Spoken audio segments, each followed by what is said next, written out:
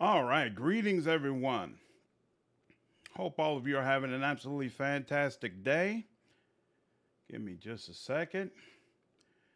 Let me go ahead and get things started. Oh, you know what? I should probably put on my headphones for this. Let me grab those. Give me 1 second. Put this on. That works. 1 second. And plug this in. There we go. All right, let's turn the camera on. And there we go. There's a familiar face. Let me pull out the chat. Thomas, what's going on? Yeah, I'm not crazy hyped about this either, but we'll see. Greg, what's going on, man? Dealing with the kids? Awesome. Quillaware, what's up? I had to have dental surgery today, so I'm actually off. The doctor said I should take a couple of days off. I'm actually in a great deal of pain right now. But you know how it is, misery loves company, so why not go ahead and experience this footage together? I've seen a few of you say that you feel like it's really mid, but hopefully I feel differently. Doodlebug, what's going on, man? You can pick the faction Rook is a member of. Ooh, and it will affect what companion you get in the beginning along with Harden. Huh, okay. Moonlight, what's going on? Lori, how are you? Watched the gameplay myself already, and I'll say it looks better than the trailer did. That's what I like to hear. I'm a bit down, but I'm hoping better than they showed it. Me too. We'll see. 3, what's up? GM, how are you? You know, I just realized my lights are not on. Give me just a second. Let me turn those on.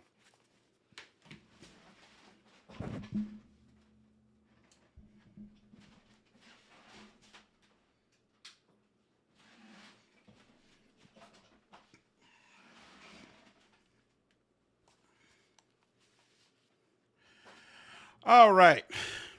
Hulk, what's up, man? Deacon, how are you? April, what's going on? I'm in a great deal of pain right now. I'm high on hydrocodone, some opioid that they gave me. Still a little bit of discomfort, but it's going to be all right. I say that to say I might talk a little bit less during this reaction than I usually do, but I'll try to keep you all entertained as much as I can. As I said in the description, this will be an opportunity for all of us to be able to watch the Dragon Age gameplay together. I know most of you have probably already seen it, but I just got out of surgery, so I haven't seen it yet. And I'm very interested to find out what Dragon Age has cooking up. Let's see. April, I don't think it's as bad as everyone's trying to portray it as. Okay, I hope so. This might be the worst gameplay trailer since they made XCOM a shooter. I see there's a lot of disparity in the opinions on this. This should be interesting. Factions, Grey Warden, Veil Jumper, Shadow Dragon. Interesting. Lord of Fortune, Morn Watch. What's Morn Watch? And Teven Crow. Huh. Say Dragon Age. This is Mass Effect 2 in a Dragon Age setting. It's a no buy for me at this moment. Why you say that, Hulk? Dan agrees. Dragon Age Mass Effect Edition. Interesting. Look, I 100% agree that Dragon Age and Mass Effect are very, very different franchises. That being said, Mass Effect is my all-time favorite series. So all this talk about it's the Dragon Age version of Mass Effect isn't automatically turning me off. It's not necessarily a turn on either, but we'll see. Blah, what's going on? I'm more excited for Pathfinder than this, honestly. Interesting. Okay, yeah. I'm letting a few more people come in, and then we'll go ahead and get started. And you'll see my reaction. When I started news about this video game, I'm sure people are being reasonable about their expectations. You know it. Rorega, what's going on? Kek, how are you, man? Can't complain, dude. Family's doing well. All Dragon Age is dead. This is a new Dragon Age of Gen Z. What's going on, Rock? You might be right.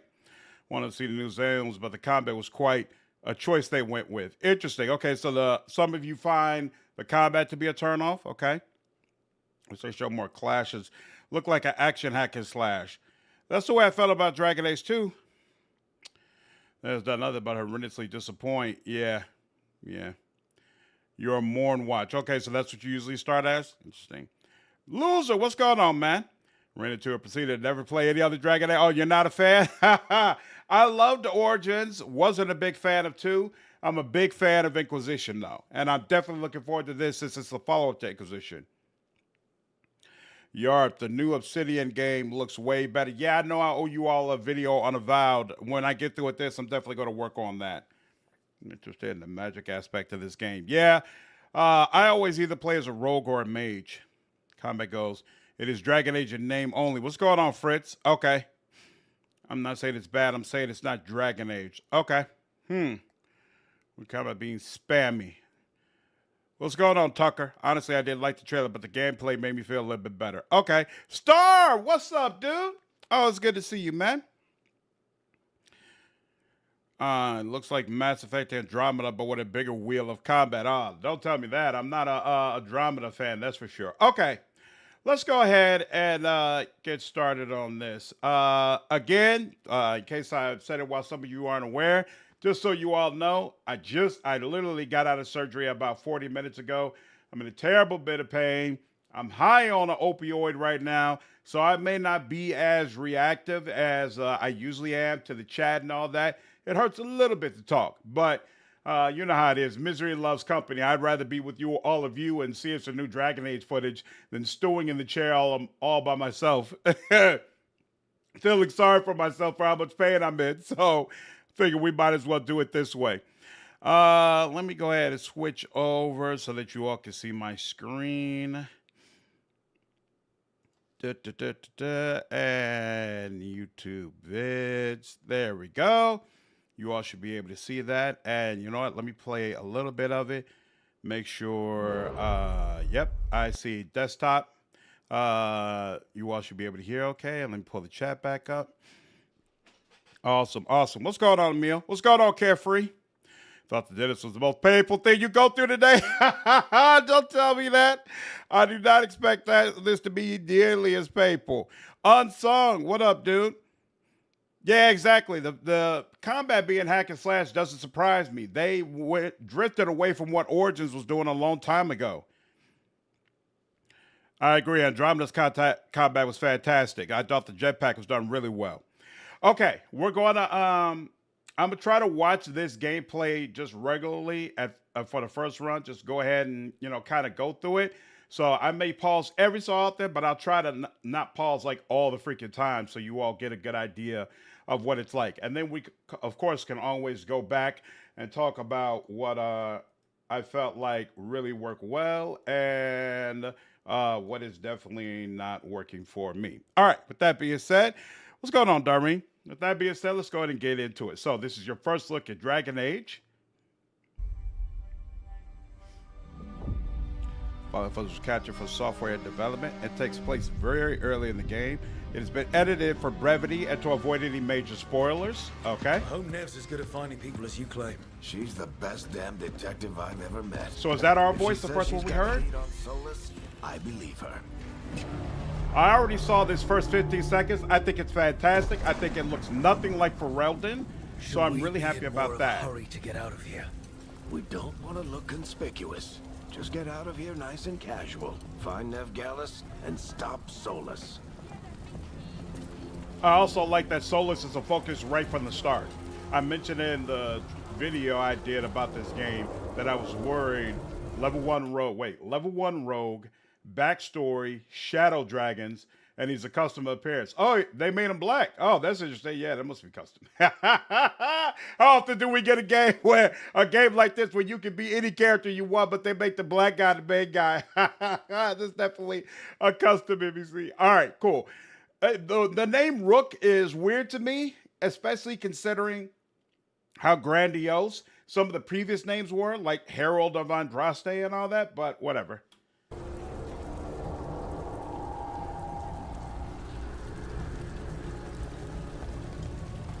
You still think you can talk him down before he starts his big ritual? That ritual is going to tear down the veil. The only thing separating us from the Fade and an endless number of demons. Ooh. I have to talk him down.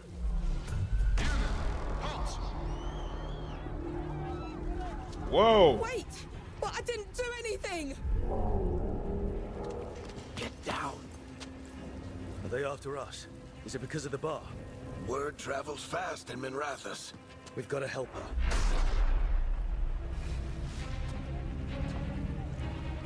don't have time to get arrested, especially...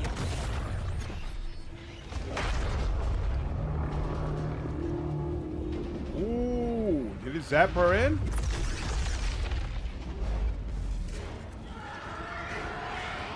Oh, crap. We're too late. The ritual started. But if we hurry, we can still stop Solas before it finishes. Let's go. Harding's this way. She'll... Okay, so far, my understanding that in fact, they already said this is very, very early in the game. I like that right off the bat, we're dealing with Solas and we're dealing with him tearing over in the Veil. I was afraid 10 years after the first game, or after Inquisition rather, we'd have to deal with several hours of them getting new players up to speed and helping them along and figure out what's going on. But it seems like they try to just dive you right into the deep end and say, okay, let's deal with what we know you all are all excited for. That absolutely gives me hope. You're right. Hero for Ferelden, champion of Kirkwall, Herald of Andraste, Rook. That doesn't really make sense to me, but okay. It's a Mass Effect game. We'll see. Please add a healer support character. Yeah, I can't wait to see the different classes. Your faction affects what companions you get. Yeah, I heard some people talk about that. That's interesting. Get us to Dumont Plaza. Watch out!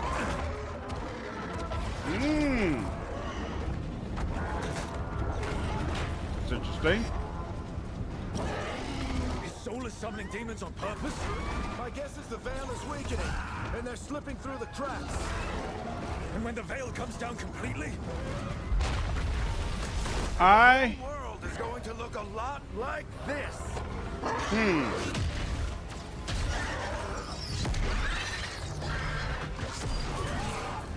It's cool monster design like that. I don't like that the demon design is fine thus far. And even though this look is more cartoony, I don't think it's nearly as cartoony as the cinematic trailer was.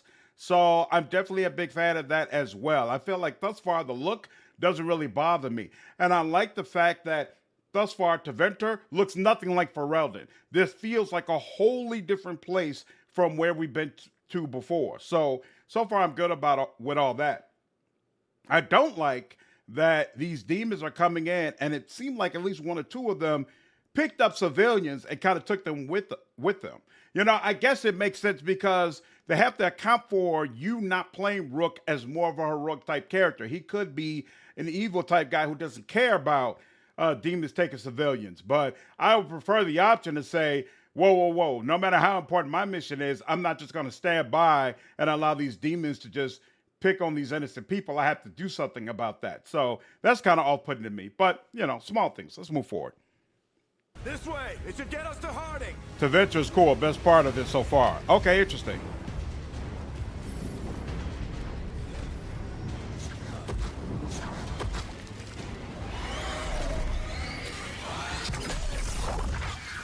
Harding. Get inside and bar the doors quick as you can, okay? Thank you, miss. She looks like the exact same Harding, NPC we saw before. you all That's right? weird, but okay. I've been doing what I can to help. The ritual must be weakening the Veil. There are a lot of scared people out here. And a lot of demons. Haven't seen this many come through the Fade in years. What about you two? Are you okay?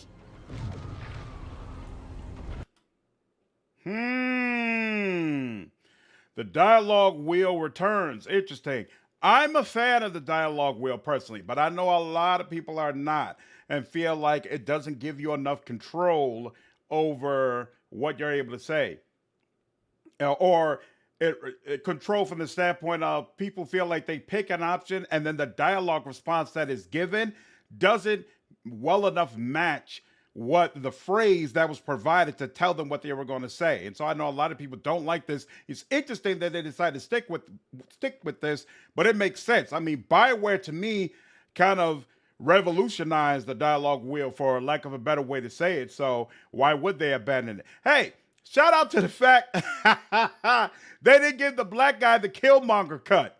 Like, it's close, but it's not quite there. It seems like every time I see a black character in a game now, it looks like they're taking the Killmonger hairstyle, and BioWare avoided that. Shout out to them. Okay, and they got the symbols in the middle to give you an idea of what you're doing. We're good, Okay. but we need to move. Agreed. Solas isn't waiting, neither can we. Have you got my gear? Right over there. That doesn't Where's look impressive. Nefgalis? Wasn't she at the meeting point? The Venatori got to her first. They grabbed her before we arrived and paid Ooh. off the bar owner to keep it quiet. I'm not surprised our detective did something to piss off a cult of murderous blood mages, but their timing stinks. The bar owner said the Venatori took Nev to Dumont Plaza. Can you get us there, Harding? Rook, you're with the Shadow Dragons. I figured you'd know Minrathis better than I do. Sure, but Minrathis is huge, and this is nowhere near my neighborhood. I can try. Don't worry, scouting's my specialty. Follow me. So Eyes up. I like that you have the option of playing as someone who's familiar with Deventer, and I guess would be expected to know the city. And then it looks like you'll have the option to play as a character who is the complete opposite. It seems like character creation is going to be really cool if you're able to pick your faction up front, and it's going to not only give you unique options, but also change how people react to you. Most likely, I would want to play as a Grey Warden first. You know what? I might not. I might go ahead and do Shadow Dragon so that the Dalish Elf can be the one to fill me in on Grey Warden related things. Really like the cloak. I think that works very well. In Dragon Age 2, it was really big on you picking dialogue options that go with a specific emotional type, right? Like the sarcastic one, the intimidating one, whatever. In my opinion, going the sarcastic route was way, way, way, way better than any of the other options. So it'll be interesting to see if they level it out a little bit more here. I like when he chose the more stoic option, not only did his vocal tone change and it seemed like his posture became a little straighter, but the camera shifted, right? The camera shifted to give you a view of him that made him look more authoritative. And so all that together, I think it would make that type of play style significantly more entertaining and interesting than I feel like it was in previous Dragon Age games. But we'll see. Solas is a clown? Yeah, Solas is very divisive, I know. Me personally, first time I play the game, I'm probably going to play as someone who's empathetic towards him. In fact, if I can, I'm going to play as the elf, to be honest with you. I don't like the Shadow Dragons. Their name and goals are lame. What are the Shadow Dragons? Are we 100% certain that Dorian is not going to return? Because if that's the case, I absolutely 100% agree that would be terrible. Yeah, sarcastic was absolutely the best option. We've got company.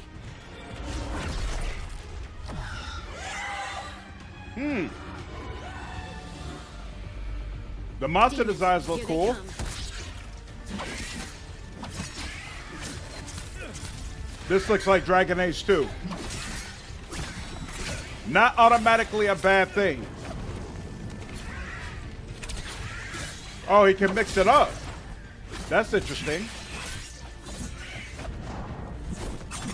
The enemies feel like kind of like bullet sponges, but at the same time, we're very early in the game. So most likely, once you have higher levels and higher level abilities, you'll be able to carve these people up easier.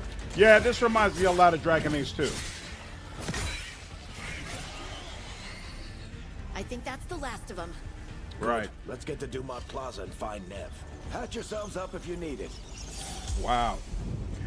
All right. I'm not gonna give. You know what? Let me see the combat a couple more times before I give it a full opinion on it. Because maybe is that health? You are in violation of Imperial order. I don't get it. If Solas tears down the Veil, doesn't that destroy everything? Solas always talked about how beautiful the ancient world was. That world existed before the Veil, and he wants to bring it back.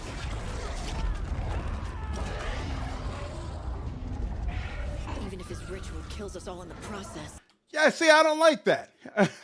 You hear this woman screaming, you know what's happening to her, and you're just gonna run and keep going. I don't like that at all. Give me a choice. Give me a choice about whether or not I want to get involved. Need a great sort of rock out. They said it's a mix of all three Dragon Age. Oh, really? So what if they take it from Origins? Because I don't see Origins in this at all.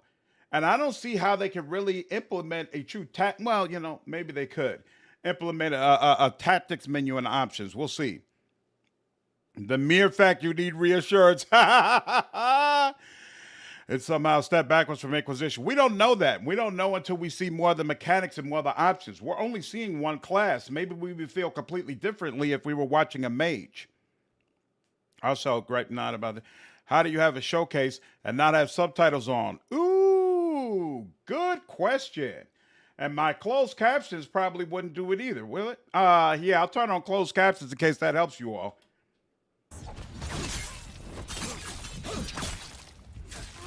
Venatori cultists. Why are the I hate these assholes.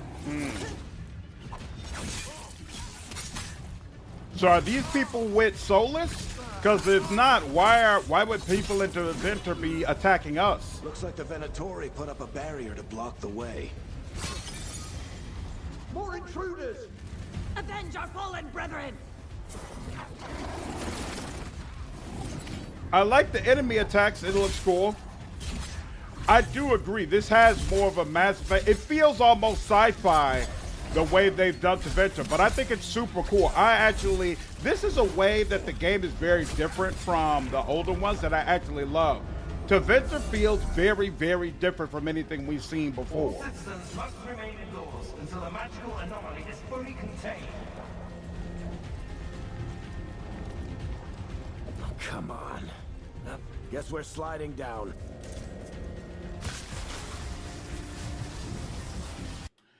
So, all right, we see the combat twice. So, admittedly, from a combat perspective, I probably love Origins the most. I love the tactics menu. I love having complete control over what all the different party members can do. And I love getting my group to the point that it's basically a well-oiled machine. And you can just enter combat and damn near don't have to do anything because everybody's just clicking on all cylinders. But I also understand that, A lot of people don't like that. They feel like, what's the point of me playing the game if combat is pretty much automatically done for me? And two, I also recognize Dragon Age Origins had a very much so, especially from a melee standpoint, it was like shuffle, shuffle, shuffle, hit, shuffle, shuffle, shuffle, hit. It wasn't as dynamic and animated as a lot of people need their combat to be. So Dragon Age 2 was probably a step in the right direction, but too much a step in the right direction, right? It was button mashing in a lot of ways. You know, they even advertised it as there's an I win button, right? Which is a massive, massive turnoff. Then you have Dragon Age Inquisition, which came back a little bit more towards Origins as far as having more tactics, but at the same time, I felt like it didn't do enough to make it tactical. Like I felt like it was way too easy for you to potentially take damage when it wasn't really your fault. You know, it was rare that you had that feeling of, okay, from a tactical standpoint, I did exactly what I was supposed to do, and my people came out clean consequently. And so that was a real annoyance with it. Like it wasn't as polished, the combat, in my opinion, as it should have been. So it'll be interesting. It's interesting to hear that this is supposed to be a combination of all three. I only see Dragon Age 2 right now. I'm not really sure what it's getting from Inquisition and Origins. They're allies of Nev Gallus! Kill them all! Right, I agree, David. The hell is all this? Use the ability wheel to pause the action and choose from Rook's abilities. So there's an inner circle and an outer circle. Navigate, change target, deselect, close, clear selection, cancel. How does this work? Okay. Huh. So there's status effects. He weakened him. Interesting to find out what that does.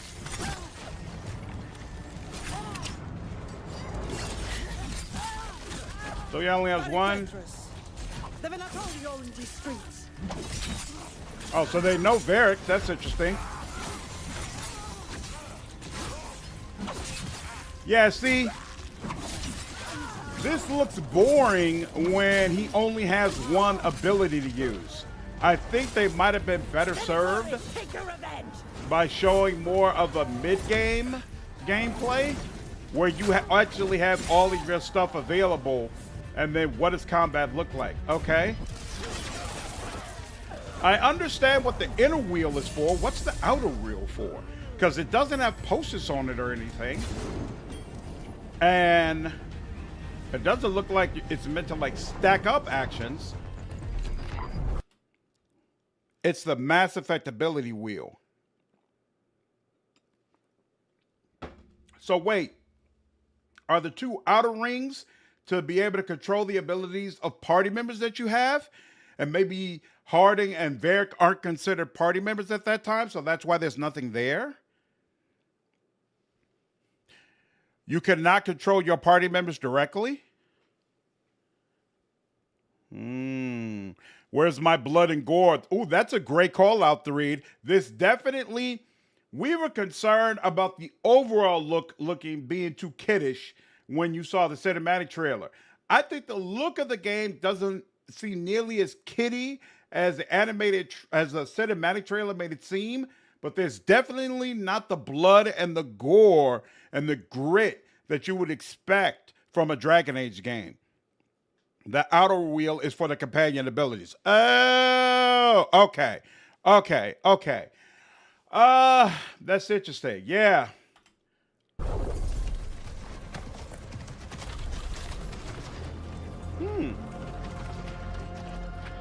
Varric, Harding. Not the worst timing. Nev, it's so good to see you. We thought the Venatori had kidnapped you. They thought the same thing. A lot of Venatori in the city have reason to hate me. Figured I'd play along. Find out who wanted to settle the score this time. The shoes are Then so the interesting sky to me. started raining demons. So I'm back on the job. Appreciate it. Rook, this is Nev Gallus, our local expert. She's gonna help us find Solas. Nev, meet Rook. Both of you have done some work for the Shadow Dragons. Isn't that a coincidence? Some old friends said if I was working in Tevinter, the Shadow Dragons are worth trusting. We haven't got a lot of time. Varric said you had a lead on Solas? You get right to the point. Ooh, I like that. So I'm even from this little bit, it seems like they put in some more effort into making Stoic a more desirable playthrough. My first run would probably be sarcastic because that's just how I am naturally, but looking forward to seeing what Stoic is like overall. And I like the artistic design of Tevinter and the detective party member. I'm not very impressed with what they've done with Varric. I think Varric actually has taken a step backwards since Inquisition. It feels kind of weird as a dude to say this, but it just is what it is. His chest hair ain't right. Like this, Varric's chest hair is supposed to be up here and prominent, all right? Varric's man's man, all right? Like, he doesn't look right. And Hardin, she looks pretty good. She looks pretty cool, but the detective, I think, is really, really interesting, the visual design that they went for, and it makes me interested to see what are some of the other armor designs that they're going to provide us with. Neve's voice acting could be better. Ha, you're no Vivian? I haven't seen Solas in person, but I did find hints of old magic. Similar to what you get in Elven ruins. I traced it to a building beneath Our Lady of Victory. That's where your man is hiding. Then let's go. Before this ritual he's doing gets any worse. Worse, this ritual's already drawing more power than I'd expect from a dozen mages. You told me he was working alone. I also told you he was an ancient elven god. An elven god. Well, whatever he is, he's causing trouble in my city. Let's go. I don't find her voice acting to be bad, but I definitely agree she's no Vivian. I definitely agree with that.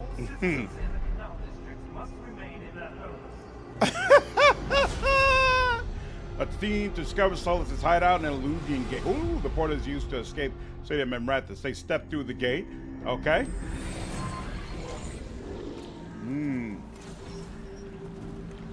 Well, we're not in Memrathis anymore. I wonder if they don't want to show us that Morgan is involved somehow. People are saying that Morgan's not going to be in the game. I think Claudia Black said BioWare hasn't approached her about having any part in this game. That's impossible. It's impossible that BioWare decided to do a Dragon Age and is not planning to involve Morgan in any sort of way. I just no. Just no. I know these trees. This is Arlethan Forest. And there's your ritual. The power involved. I've never seen anything like it.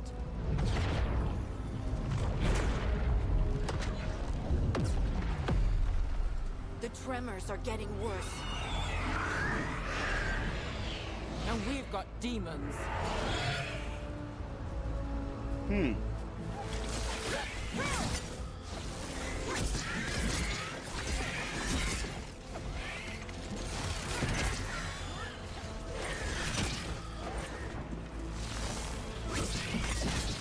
He's not doing...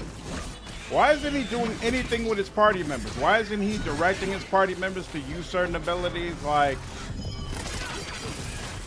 I don't see anything about party members anywhere in this combat.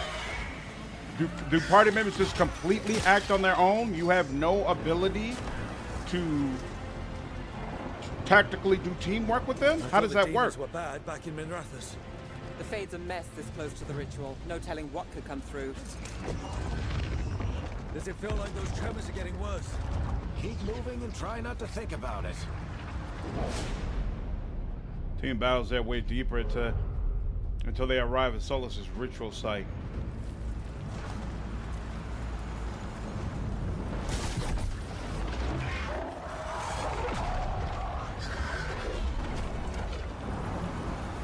We have to stop this demon Pride quickly. demon. So wait. Why is he clicking over on the left side if there's nothing there? Why is it if these outer circles on the left and right side are supposed to be for party members, why is there nothing in them? Why does it seem like he's not doing anything with the people on his crew? I'm so confused by the tactics. This ability wheel is used to issue commands and direct your companion, locked at this early point in the game. Okay, this is a I like a lot of what I've seen so far, right? Like that, and I definitely think this is worlds better than the cinematic trailer. I think the cinematic trailer very, very poorly marketed this game. But I still think they chose the wrong part of the game to show off. They should have showed something where they could have provided some actual gameplay, like here's how you work with your party members, here's what the game is actually like.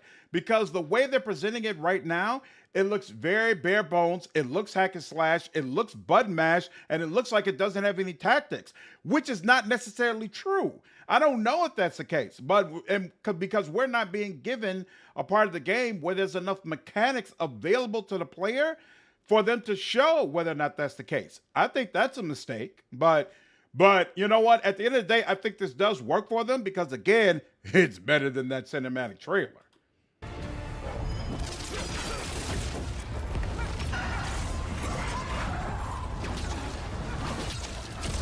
How does that... Is the blue part like magic armor? Oh, wait. Is the blue part barrier? Oh, that's interesting. He makes... Wow, there's a lot of jumping around in this.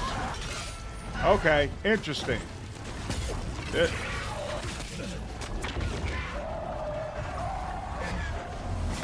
If the blue part is barrier, does that mean he can get it back, though?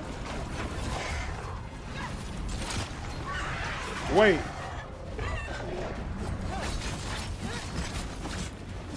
Why is part of it red and part of it white? There's so much going on these health bars. That's interesting. This might not be bad. I'm just making an observation. And I wonder, is it like, not Dragon Age 2, what am I thinking? Divinity Original Sin 2, where certain bars, you have to use certain types of attacks in order to get through them. Yeah, it's armor and shield from Mass Effect. Okay, so yeah, the red part is his actual health. So you got to get through the blue armor, the gold armor, and then when you're damaging him, there's like a white part as well. I don't know what that's supposed to mean.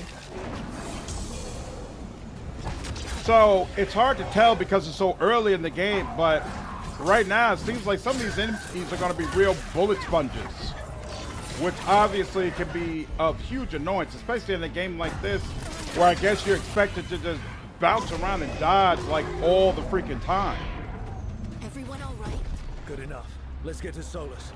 Shield and armor like Mass Effect. I think it's a combo thing. Blue is shield, yellow armor and health. White is damage being done.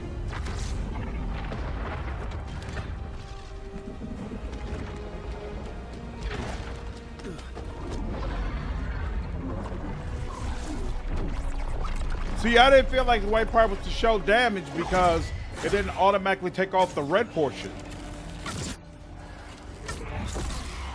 All right. I'll take it from here. Are you sure? Positive. You three just keep the demons off me while I talk to him. Varric, Solas isn't gonna stop just because an old friend asks nicely. Solas needs someone to sell him another option, to help him justify changing his mind.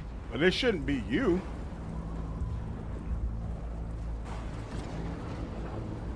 Oh, you got a choice. Come on, Varric. Ha! We didn't come all this way just to talk to him. He was my friend, Rook. I gotta try to reach him. But if he won't listen to me, then he'll hear from Bianca. More demons. I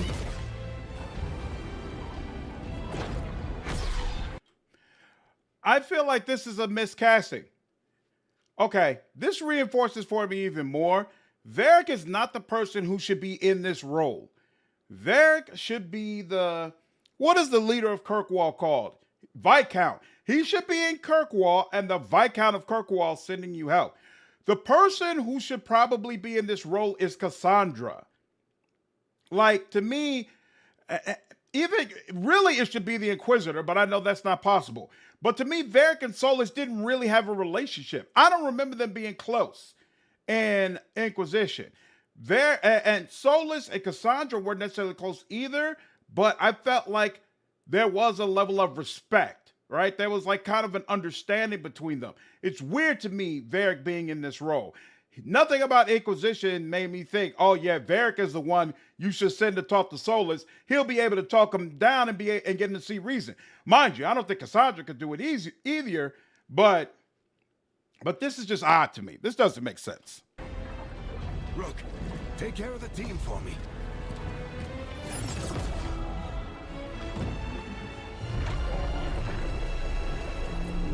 Right, Moonlight, they barely interacted. Hey, exactly.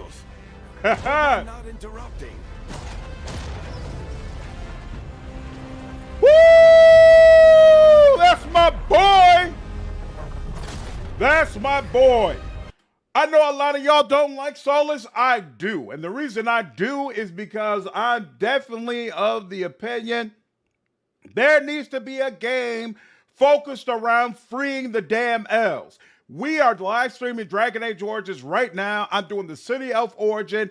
If you've never played the City Elf Origin in Dragon Age Origins, it is intense and it absolutely hammers home how despicable the treatment of the elves has been by humans. There absolutely needs to be an uprising, a change. It needs to be made clear you can't treat the elves like this anymore, and Solas is the man to do it.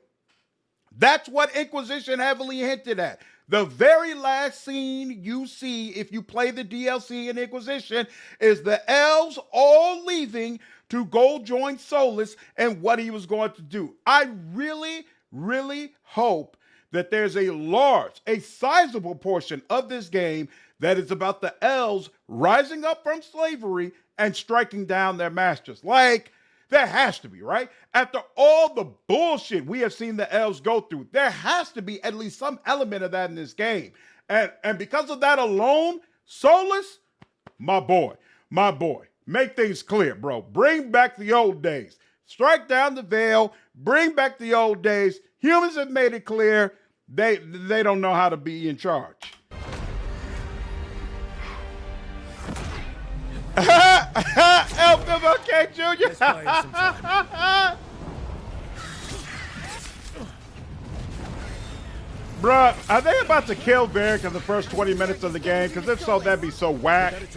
That'd be so whack. So bring him in specifically so they can kill him off. That would make it even more irritating, bro. No, don't do that. Don't do that. He's supposed to be the Viscount. Oh, it's a slave rebellion. I sure do. I sure do. For real. Burn the world down. Exactly. Exactly. Come on now. Well, he didn't immediately knock him off. Inflicted upon this world, it must be healed. By drowning the world in demons? I have taken precautions to minimize the damage, Varric. Minimize the... People are dying right now. You need to listen.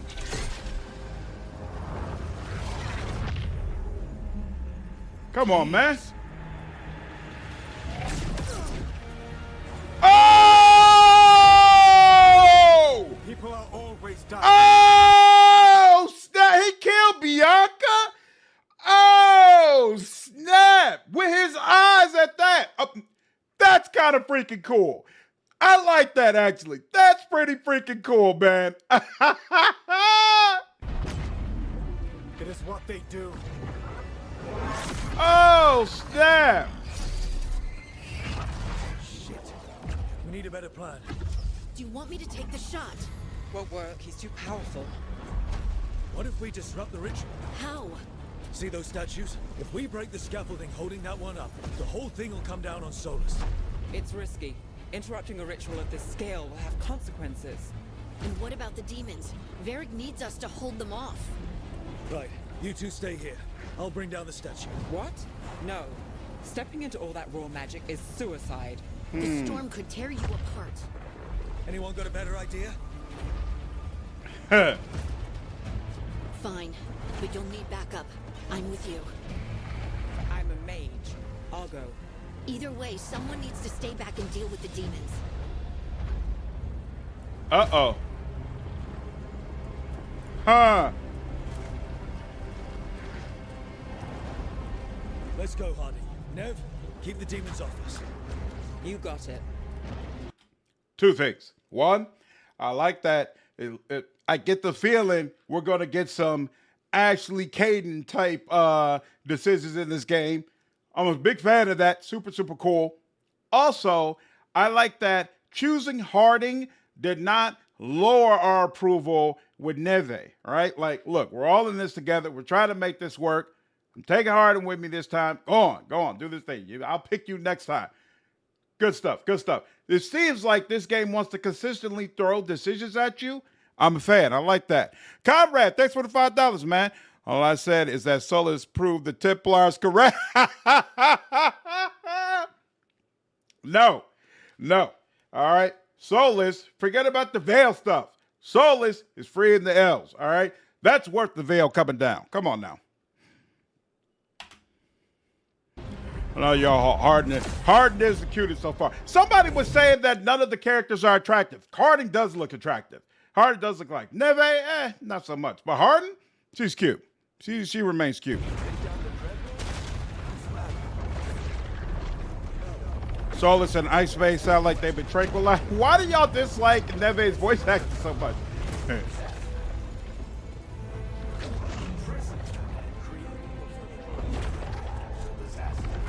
Is that Varric talking? I can barely hear him.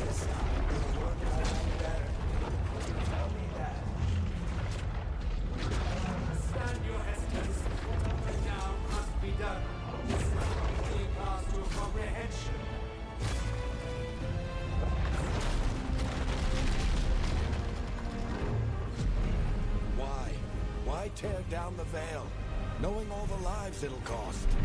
We shared a journey years ago.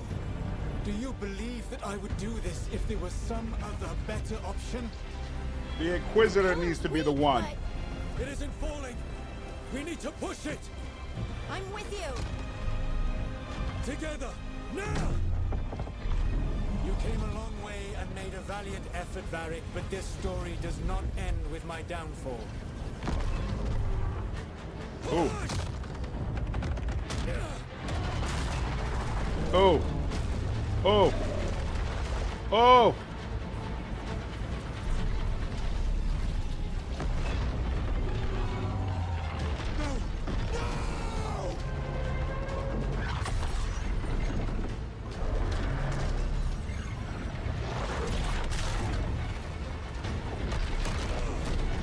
I like that he comes off as very godlike. Hmm.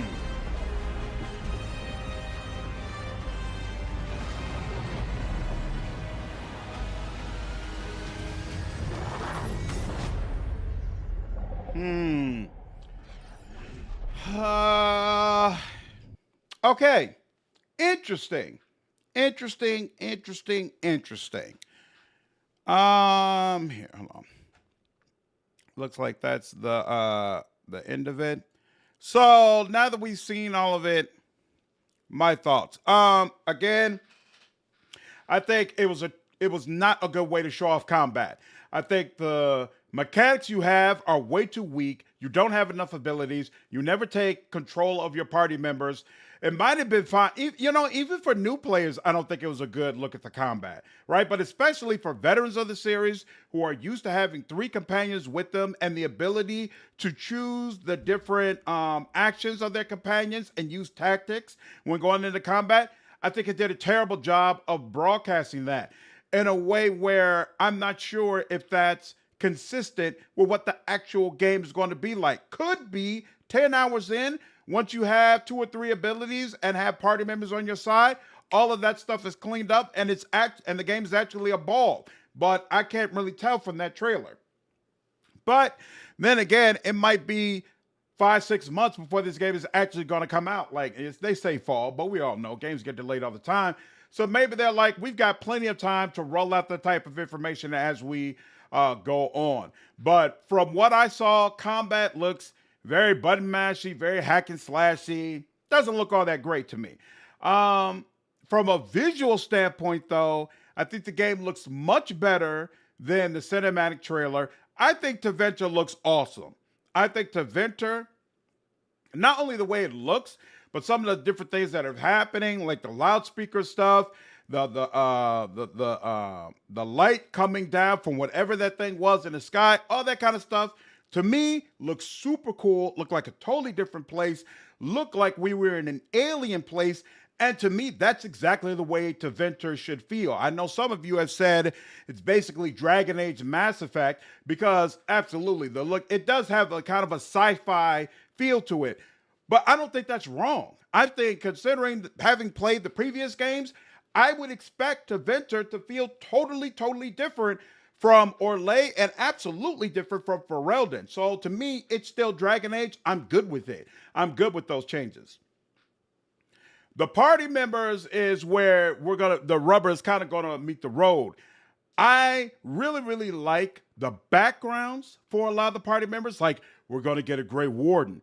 We're going to get a necromancer from Navarre. We're going to get a female Qunari. Like, these are people who come from places and have experiences that we've heard for years about in these different games. And finally, hopefully, we're going to get somebody who can provide a firsthand account of those experiences. So from that standpoint, great. But is the writing going to hold up? That's going to obviously be a huge question. And from a visual standpoint, I don't agree when people say, like, well, we've seen no one attractive, but I definitely agree, like, some of the ways these characters have at least been introduced to us, it's not crazy impressive. It's not crazy impressive because, especially because the cinematic trailer looks so cartoony. Like the old man, the necromancer, a lot of people have been pointing them out and saying this looks fresh out of League of Legends, you know? But in game, it might look a lot better. So obviously, if the writing holds up, if the look is consistent with what we see here, I think this will be a fun experience. Is it going to be on the level of Dragon Age Origins or Dragon Age Inquisition? I'm not really expecting that, to be honest with you. We don't have to recount how disappointing BioWare has been these last few years, and I'm not necessarily expecting magic. What I want is a fun game to go through. And to me, from a story standpoint, they're starting off the right way. for people who were fans of the original game. I want Solas's quest line to be finished, to be properly addressed. What is happening with him tearing down the veil? What is happening with him pulling all the elves together? And Tevinter is the perfect place to do it because there's also so many threads regarding Tevinter that I want to see addressed. The clash and the rivalry between Tevinter and the Chantry. Tevinter is also the perfect place for there to be an uprising of the elves and for an elven god to finally say enough is enough. So the pieces are there for them to deliver something incredible for everybody, fans of Dragon Age series and people who are brand new. Will they actually do it? I don't know. I don't know, to be honest. We'll see. The writing, I don't know, dude. The industry's writing as a whole is garbage tier. Look, most games are written poorly, but we'll see whether or not this is one. We'll find out. Greater question. You going to actually play the game? Oh, yeah. No question. No question. I'll be live streaming this day one. I mean, that's the reason we're going through the Dragon Age series now. I'm live streaming Dragon Age Origins. I plan to do 2 in Inquisition if I can before this comes out. Those games are what we'll be live streaming for the rest of the year until this comes out. I want to completely refresh myself on all the lore, all the characters. I want to be completely ready to go by the time Veilguard hits, for sure. Going to be brutal. How about those waywards?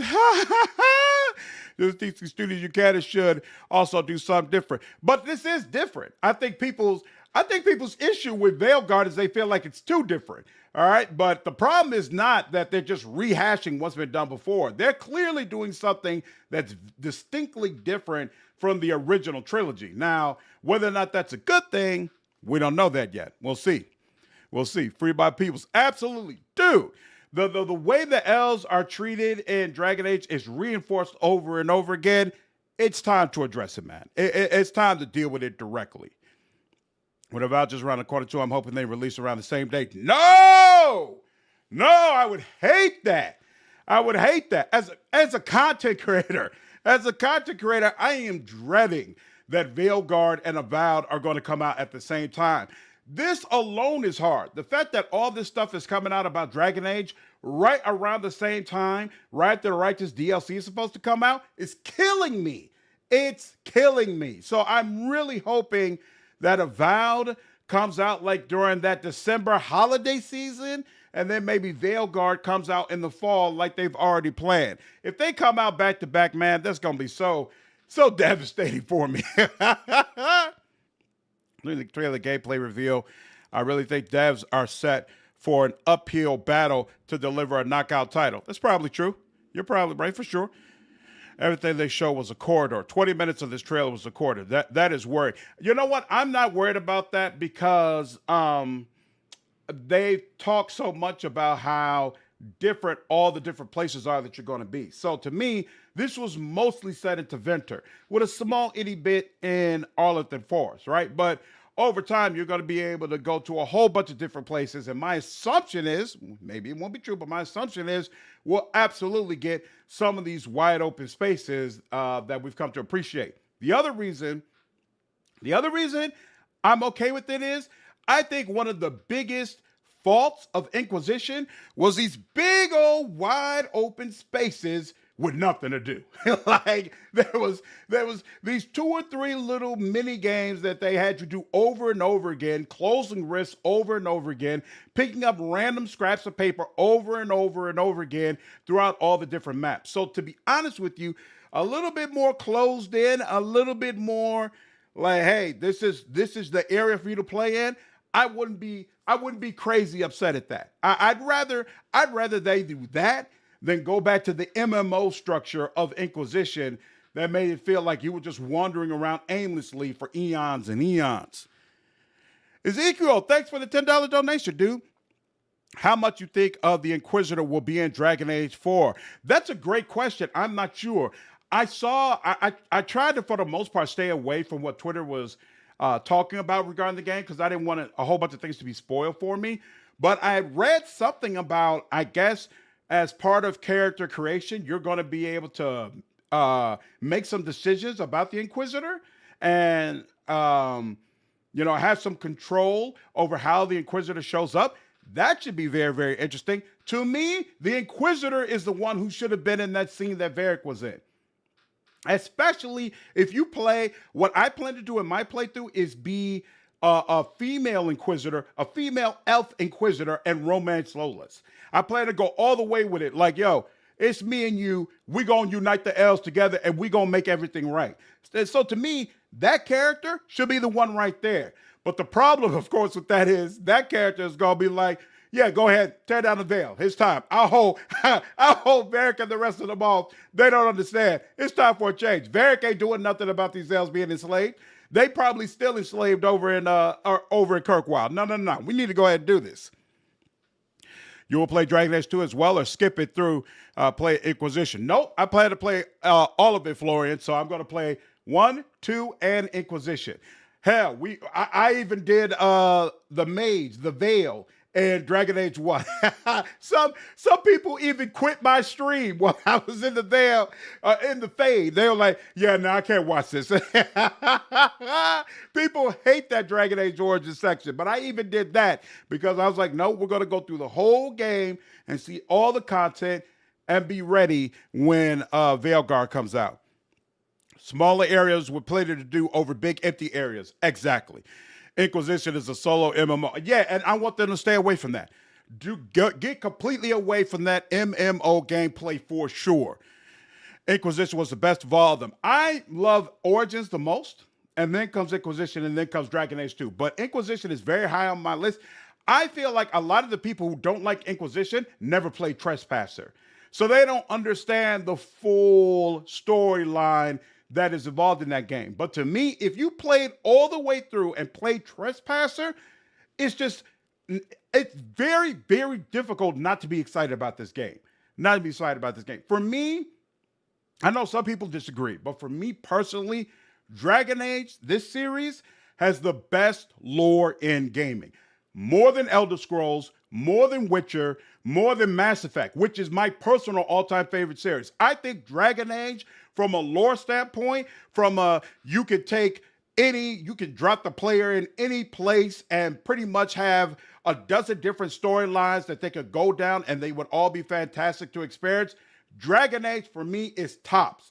There are so many aspects of this world that still have not been explored, haven't been written about, haven't been experienced by a player in any of the mediums where we're able to learn more about this world. So absolutely. I am super, super psyched for this, to be honest with you. Slayer tried to create a new generation of Uber elves with an ancient god. Hey, they deserve it. The elves deserve relief, man. The elves deserve relief. And I think it's going to be even crazier now that we know it's a Daily Shelf and he's a Grey Warden. I'm always going to have him in my party. Always. Because I'll play a female elf in Inquisition, and then I'll be an elf again in Vanguard, and it's going to be all about standing up and freeing the elves. Absolutely. 2 makes me see red. Oh my God, how do you do that? 2 was my least favorite. They ran out of money. They were rushed to get it out the door, and they reused environments over and over and over again. It was awful.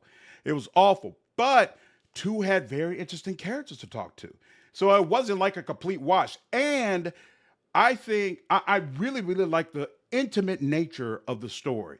The fact that it wasn't about save the world and everything depends on you and blah, blah, is really about you, your friends, your family, just trying to make it. You know, it's basically like a get it up out the mud type of story, you know? So, and it's rare we see that in gaming. So I really, really enjoyed it. Let's take steps to mitigate the dead. My brother in Christ, you looked outside like DLCs don't make up for all the padding. That's true. I mean, it doesn't make up for the MMO nature of the game. I 100% agree with that, which again is why I don't mind the corridors, because I feel like all these narrow corridors is a message we've learned from trying to have these wide open massive spaces, and we're going to give y'all something different. Is Veilguard even supposed to be open world? Like, I don't think they've released that information yet about how the overall game world works. Give me Morgan, Cassandra, Liliana, and Aveline. So I 100% agree Morgan has to be in this game. Like, it's time. I heard somebody in the chat said that this game is 9 years after Inquisition. If this game is 9 years after Inquisition, that means the old god baby is grown. It's grown. All right? I mean, potentially, they could throw the old god baby to go up against Solas. Like, we need an understanding. What is supposed to happen with that character? To me, Morgan has to be in this. I think Cassandra has to be in this, right? She's the one who should be rolling with the Inquisitor. She's the one who should really be responsible for what the Inquisition does following Trespasser. I don't understand why Veilguard is in that position. Cassandra is the one who should be there. No question. No question.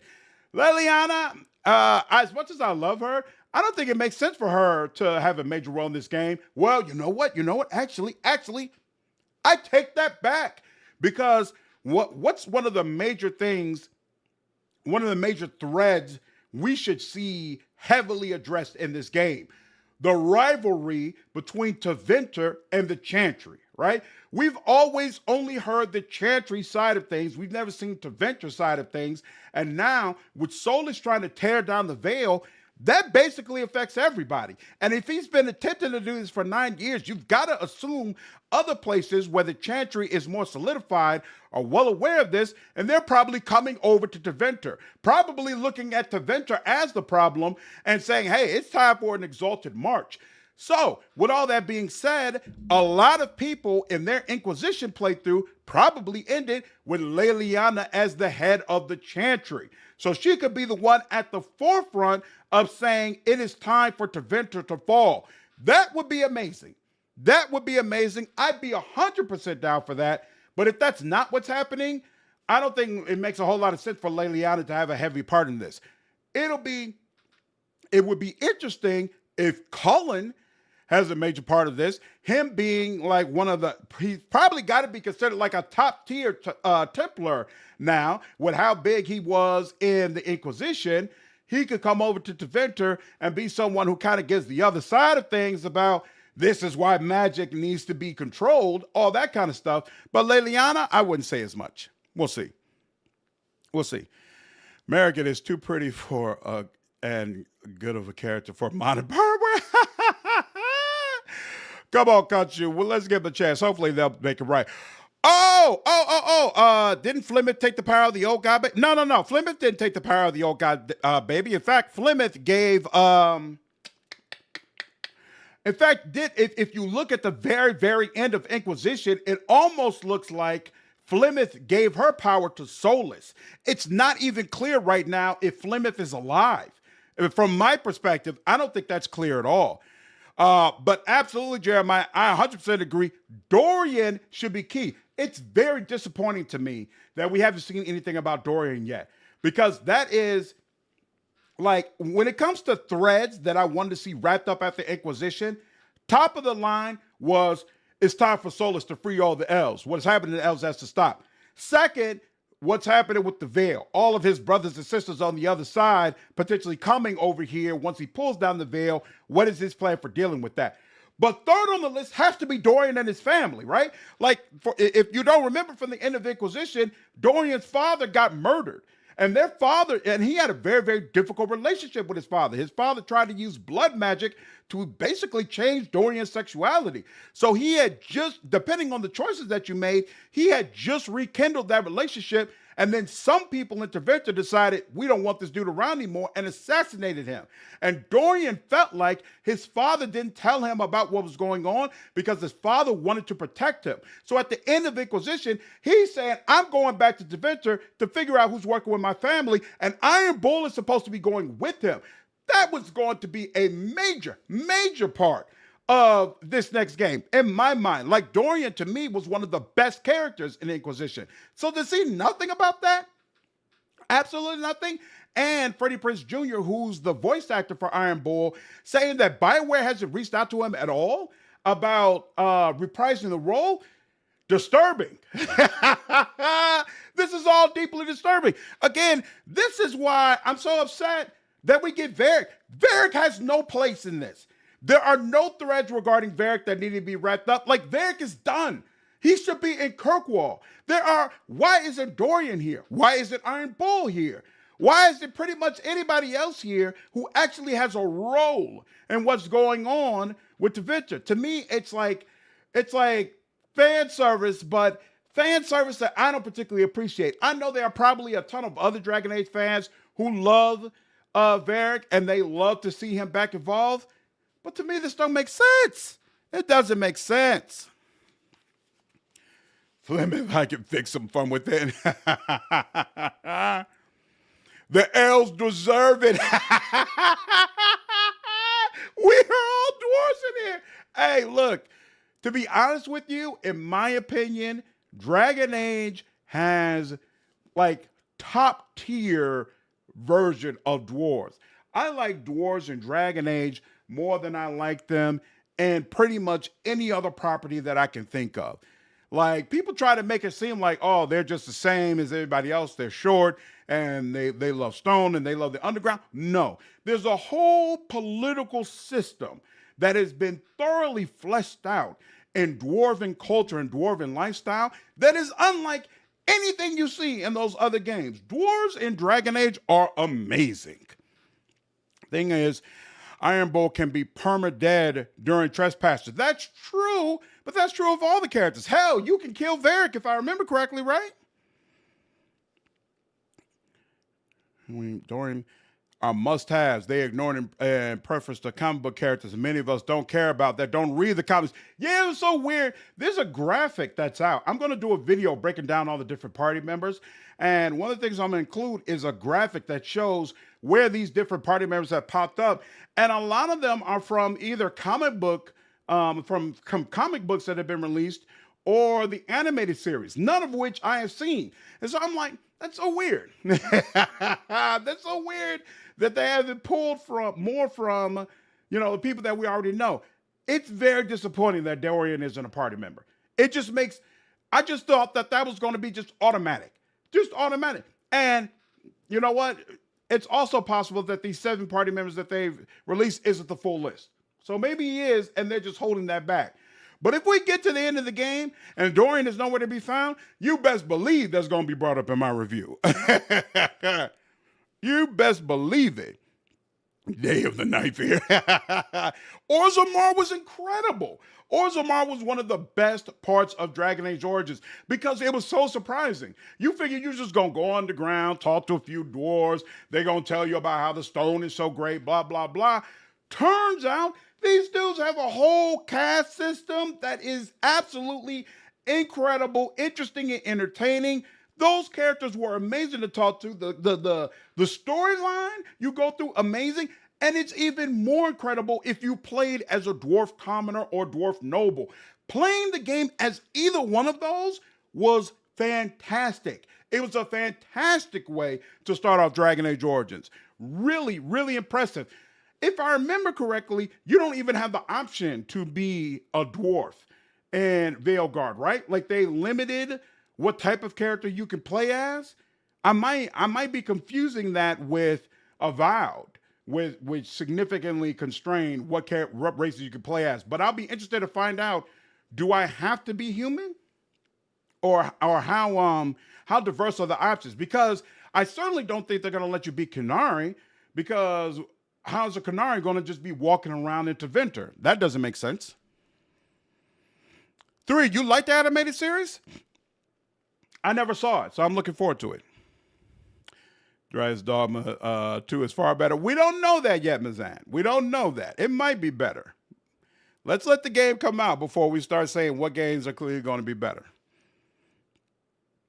I'd love to see more dwarf politics in amongst the Tevinter politics in this game. Yeah, I don't know if dwarves have a big part in Tevinter, so that should be very interesting to find out. Dwarf Origins were the best. They are fantastic, for sure. For sure. The only reason I don't rank, you know what? I'm actually going to do a video ranking all the different Dragon Age Origins. I like Commoner and Noble, and it makes going back to Orzammar much more interesting when you've played as one of those origins. It gives you more insight into the game compared to playing as one of the other ones. But the thing that I don't like as much about them is I think it doesn't matter that much for the ending, right? Whereas I feel like human noble, especially a female human noble, has like the best ending overall, along with having a really nice follow-up to your origin. And so because of that, I probably rank Human Noble as tops. But yeah, the dwarf options were fantastic. Will there be anything about the Titans? Good question. There should be. Should be plenty about Red Lyriums. How do you see a Grey Warden fitting into the story at all? Doesn't that spell some sort of presence of Darkspawn, the Blight? You know, that's a very interesting question, right? Because this Grey Warden has clearly decided to dedicate himself to the cause. And they mention Darkspawn in the cinematic trailer. But it'd be, you know what? Now that I think about it, they've made a big point of Solas is not really the focus of the story. He's one part of the story, and there's a bigger threat that you have to deal with overall. There's no reason that threat can't be an archdemon. That's what they're called, right? The dragons who basically lead all the Darkspawn. There's no reason why another one can't have popped up, because the last one we dealt with was all the way back in the first game. So we dealt with it in 1.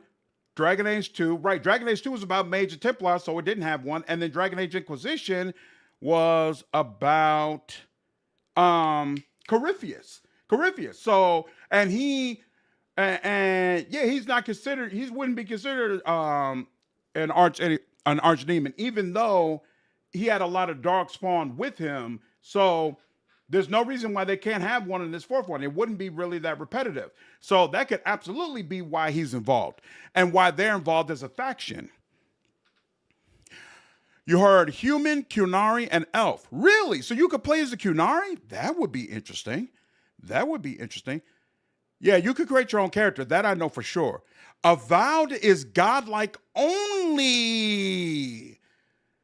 I saw in the video that you had like godlike features, but I thought it would just be added on to whatever race you chose. But wait a minute. What am I thinking? With godlike, you can choose your body type. So you can basically look like whoever you want, but you'll be treated as a godlike character. That's interesting. Super Kick Puncher, thank you so much. Glad you've been enjoying the channel, dude. Appreciate you. Mia, what's going on? I'm doing good. I was in a lot of pain when this stream started, but they gave me some what's it called? What's the really addictive opioid? They gave me an opioid. So I took an opioid pill and I'm feeling much better. Feeling much better already. I'm gonna pass you all about. Yeah, Jeremiah. You know what? I'm not passionate about everything. The people who've been around here for a while will tell you, I'm usually not this animated. I'm not this animated about everything. There are a couple of series that I'm really passionate about. I'm really passionate about Dragon Age. I'm really passionate about Mass Effect. And I'm really passionate about Witcher 3. I'm not passionate about the whole series, but I'm passionate about Witcher 3. Witcher 3 hit me somewhere special. And I've become much more passionate about Pillars of Eternity.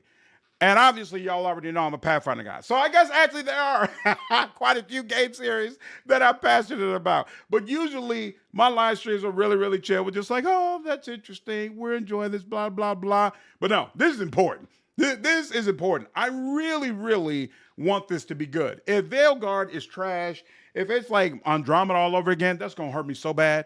Ooh, that's going to hurt me so damn bad. Have they released the official list of classes for the game yet? That just killed off all my interest in Val. Don't be that way, Threed. It still might be a great story. Y'all like to be a human or elf. Oh, so you can't like choose Orlin? Oh, interesting.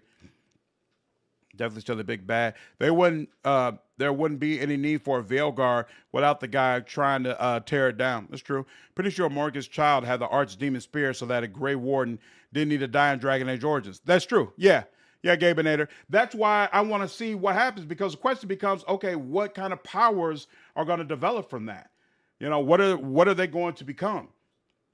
It'd be fascinating if Morgan is leading her the old god baby in the dark side of the Force and is uniting the Darkspawn to try to do something nefarious and witch-like. But I know they wouldn't take that route with it. I'm sure. I heard you play elf or human in Avowed. Okay, all right. This is not the worst thing in the world. Witcher 3 is goated for sure. For sure. I'm waiting for them to tell us when the Witcher 1 remake is going to be, because I'm actually planning to play through the old Witcher 1, and then right after we're going to play through the remake and compare the two. And then I'm also going to play Witcher 2 and Witcher 3. So just like we're doing the whole Dragon Age series right now, we're absolutely going to play through the whole Witcher series. I'm really, really looking forward to that. You better get past about Pathfinder. You already know it. You already know it. I'm going to have to be working my ass off these next 2 days trying to make sure I got some content to come out when the DLC drops. Baldur's Gate 3, number 2. Baldur's Gate 3 is in my top 10. It's not number 2. I released my top 50 PC games on the channel. There's a video up about that. Mage, Rogue, Warrior. Yeah, the classes are really going to make or break Veilguard in a lot of ways. Not impressed with what we saw thus far, but again, we don't know what it's going to look like when there are more mechanics. I usually play Dragon Age as a rogue because I love being the person who can unlock anything.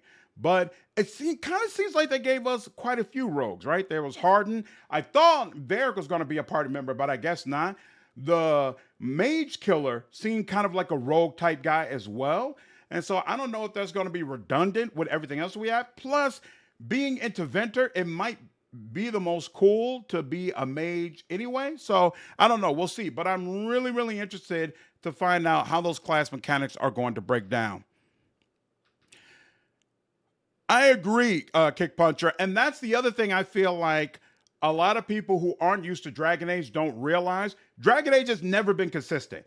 Like, by design, each game is different. Each game deals with different characters. Each game has almost a completely new roster of party members. So you really have to have an understanding of the series if you're going to make the claim, well, this new one is nothing like what Dragon Age is supposed to be. I agree with that statement, but I feel like the way people are putting it, oftentimes, it don't make sense. Like, I see a whole bunch of people doing the usual, I hope they don't woke it up. I hope it's not too woke. Dragon Age is woke by design.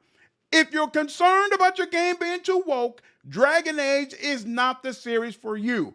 Women run almost everything in the Dragon Age world.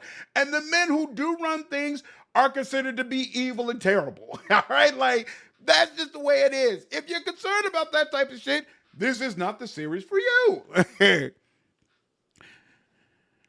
When is the Dragon Age Legendary Edition coming out? Ooh, that would be amazing. That would be... Dragon Age Origins is absolutely a game that deserves a remake, and I would be very interested to see how that turned out. Does Rise of the Rune Lords... Alicio, it seems like the next Outcat game is going to be... What is it called? What is it called? Tyrant something. What is that damn thing called? Hold on. Pathfinder, Tyrant's Grasp. Based upon like the little hints that they've dropped regarding the recent trailers, it seems like Tyrant's Grasp is probably going to be the next Outcat Pathfinder game. Was playing a tank and mistakenly become the Rage Barbarian. It was so much fun being an offensive tank. Yep, there are a lot of interesting combinations with the classes and the specializations that you could take. So I'm hoping that there will be a lot of that in the new game as well. We'll see. When are you planning to play Kingdom Come Deliverance? I know, right, player? There's so many things on the list. And that's why I don't want Avowed and Dragon Age to come out at the same time. But absolutely, I really want to play Kingdom Come 2. And I assume it would probably be best to play the first game before I get into that. But I got to get through Dragon Age first. I got to play Dragon Age. So once I get through Dragon Age, then I'll do Kingdom Come. Or it might be Dragon Age is my live stream game. Kingdom Come, I play on my own to get through it as fast as possible in preparation for the second one. Did you see Avowed gameplay already? I did, Lucifer. I saw it, and I'm definitely going to make a video about it. DD, what's Rise of the Rune Lords? It's a Pathfinder adventure story about this group of adventurers who have to stop this this ancient, powerful, I think it's like a level 20 wizard who is rising up and basically trying to take over the land. It's highly, highly regarded. Highly regarded. In fact, there's not only Rise of the Rune Lords, but then there's a second part of it that's like Return of the Rune Lords, Revenge of the Rune Lords, something like that. So it was good enough where Pazzo felt like, okay, we need to make a follow-up to this whole adventure. So a ton of people want Outcat to do it, but it might take some time before that happens, if they ever do it.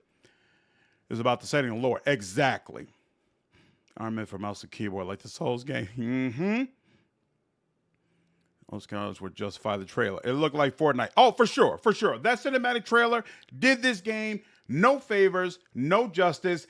I assume the way the devs are coming out and doing damage control on this, it almost makes me feel like EA handled the cinematic trailer and BioWare is responsible for everything else. Because they were all coming out like, this doesn't really represent the game. And I'm like, well, if it doesn't represent the game, why did you make it your marketing part of your marketing plan? Like, none of y'all saw this before it came out? Like, crazy, crazy, crazy, crazy.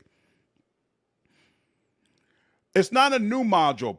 Rise of the Rune Lords has been a Pathfinder campaign for quite some time.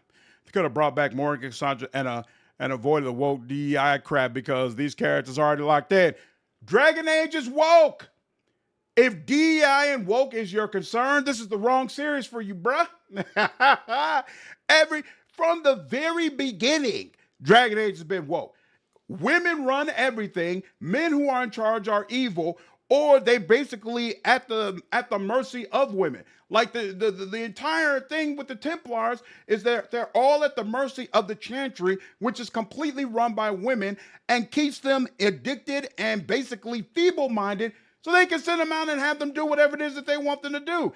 This is not the game for you. If your concern is seeing something where the women are running everything and the men are second place, like that's Dragon Age. That's Dragon Age in a nutshell, which ironically, this game might be the first one that's okay for you because it's based in Tevinter. And Tevinter is the place where I believe the mages who run it are mostly male. And Tevinter has always been portrayed as a very, very evil, unholy place. The places where the women are running everything are considered holy and of the maker. The place where the guys are in charge is like, nah, you don't want to be there. These guys are evil and cruel and they're slave masters. Apollo, thank you for the $2 donation, dude. I'm glad I caught you live, guys. Argoted, thank you so much, man. Glad you've been enjoying the content, dude, and I appreciate you joining the live stream. There's a difference between being woke and having the woke being poorly written. I agree, Lori. I agree. So hopefully the woke in this game is well written. Are those your top 5 games, James? You like Kingdom Come that much? I'm definitely looking forward to trying this out. Missed the gameplay trailer. GM, what's going on, dude? I felt like the gameplay was that they show significantly better job of advertising the game than the cinematic trailer. Feel like there's still some areas where they can improve, but I'm glad I saw it. I feel like we're going to get a good game. I'm not sure if we're going to get a great game, but I feel like we're going to get a good game, and I'm definitely going to give this game a try.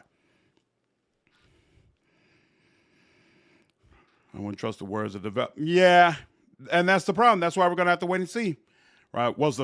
Really? I didn't know that. Rise of the Rune Lords was the first AP? Wow, that's kind of crazy. There's a raw... That's the other thing. Yeah, BioWare games in general, if woke is your problem, not the place. Stick with CDPR. CDPR will give you your fill of, hey, women are all sex bots and all that kind of stuff. They'll give you all that. BioWare, not the place. It ain't in Dragon Age, it ain't in Mass Effect. It's not the... In fact, to be honest with you, part of the reason that I loved the Mass Effect series so much is I feel like it was great as a black guy.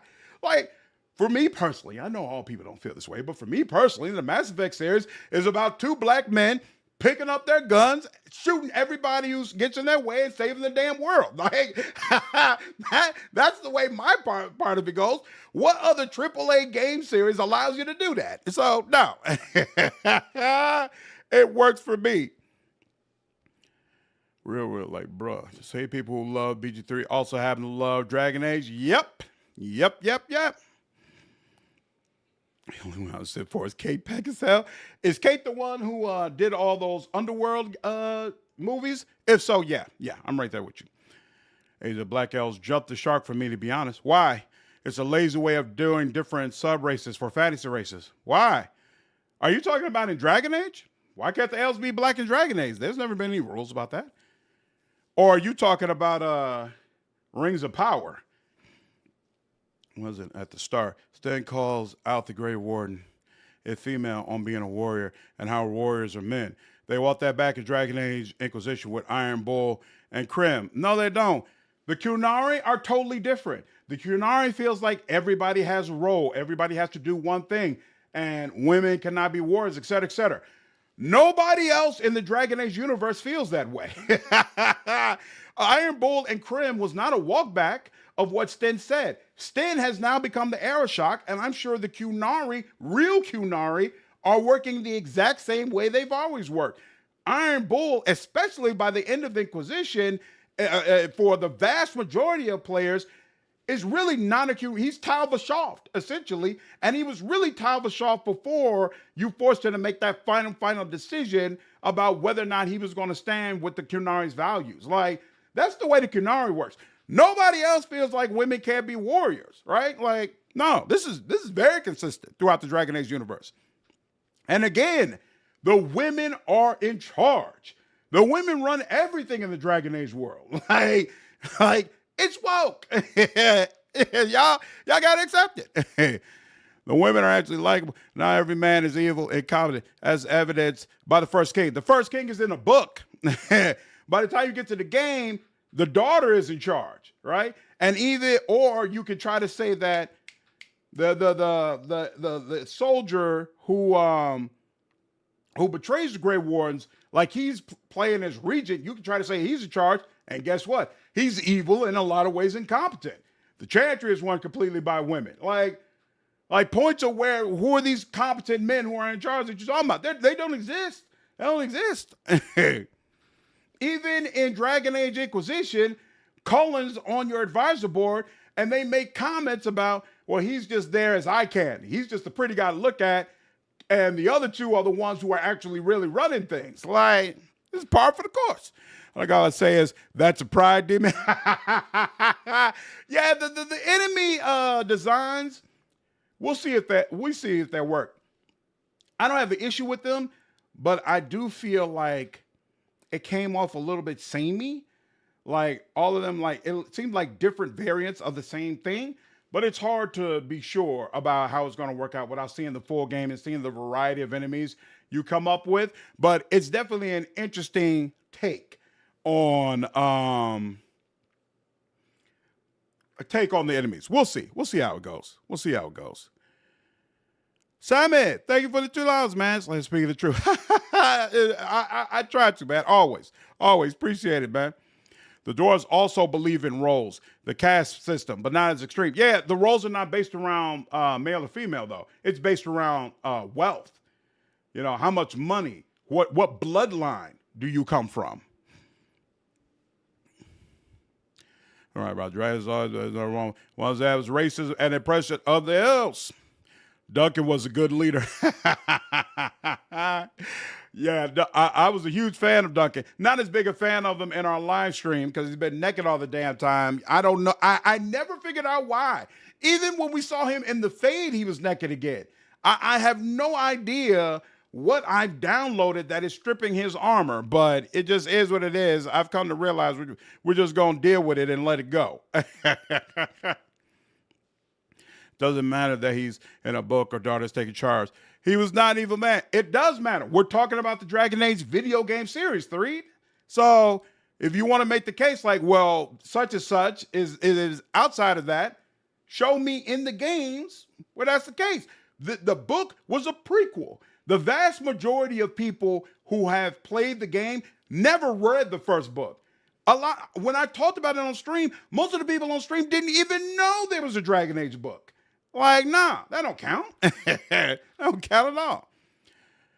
Yes, you could be Qunari. So you could be human, elf, or Qunari when you're making your character. That's so interesting. How is the game going to react to you if you're a Qunari? That's definitely going to have to be my second playthrough. First playthrough, Elf. Damn, my first two playthroughs are going to be the races Teventer citizens probably won't want to see at all. First game, Elf, for sure. Or at least when I live stream the game, we're going to do Elf. First time on my own, Qunari, and then last will be human.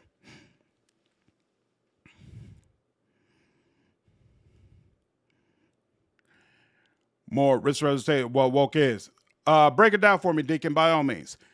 And again, the women are likable. That's true. That's true. And you have 6 different origins. Yeah, so are they doing it? Oh, wait. So are they basically doing it like making the factions like Origins were in the first Dragon Age? So you pick a different faction and that changes how your beginning is? Because I know they said your starting companions will change based on what faction you choose. So are they going that far with it? Like maybe the first couple of hours are your origin story and then you get into the actual game? That would be super interesting. That would be I love the origin system. And it doesn't make any sense to me it doesn't make sense to me that more games haven't done this. Why wouldn't you take the opportunity to give players different perspectives on this story and lore you've created and then jump into the full game? I thought that was done so well. So well.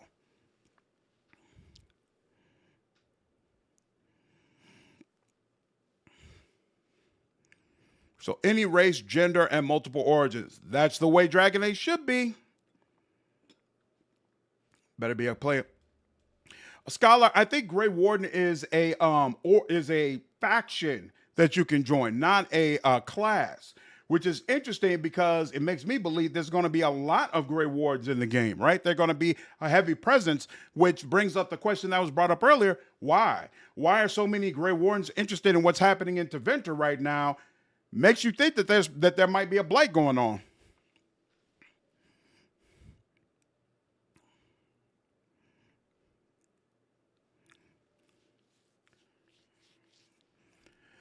Duncan wasn't evil or incompetent. That's true. Duncan also didn't have real power. He's not really in charge of anything. Right?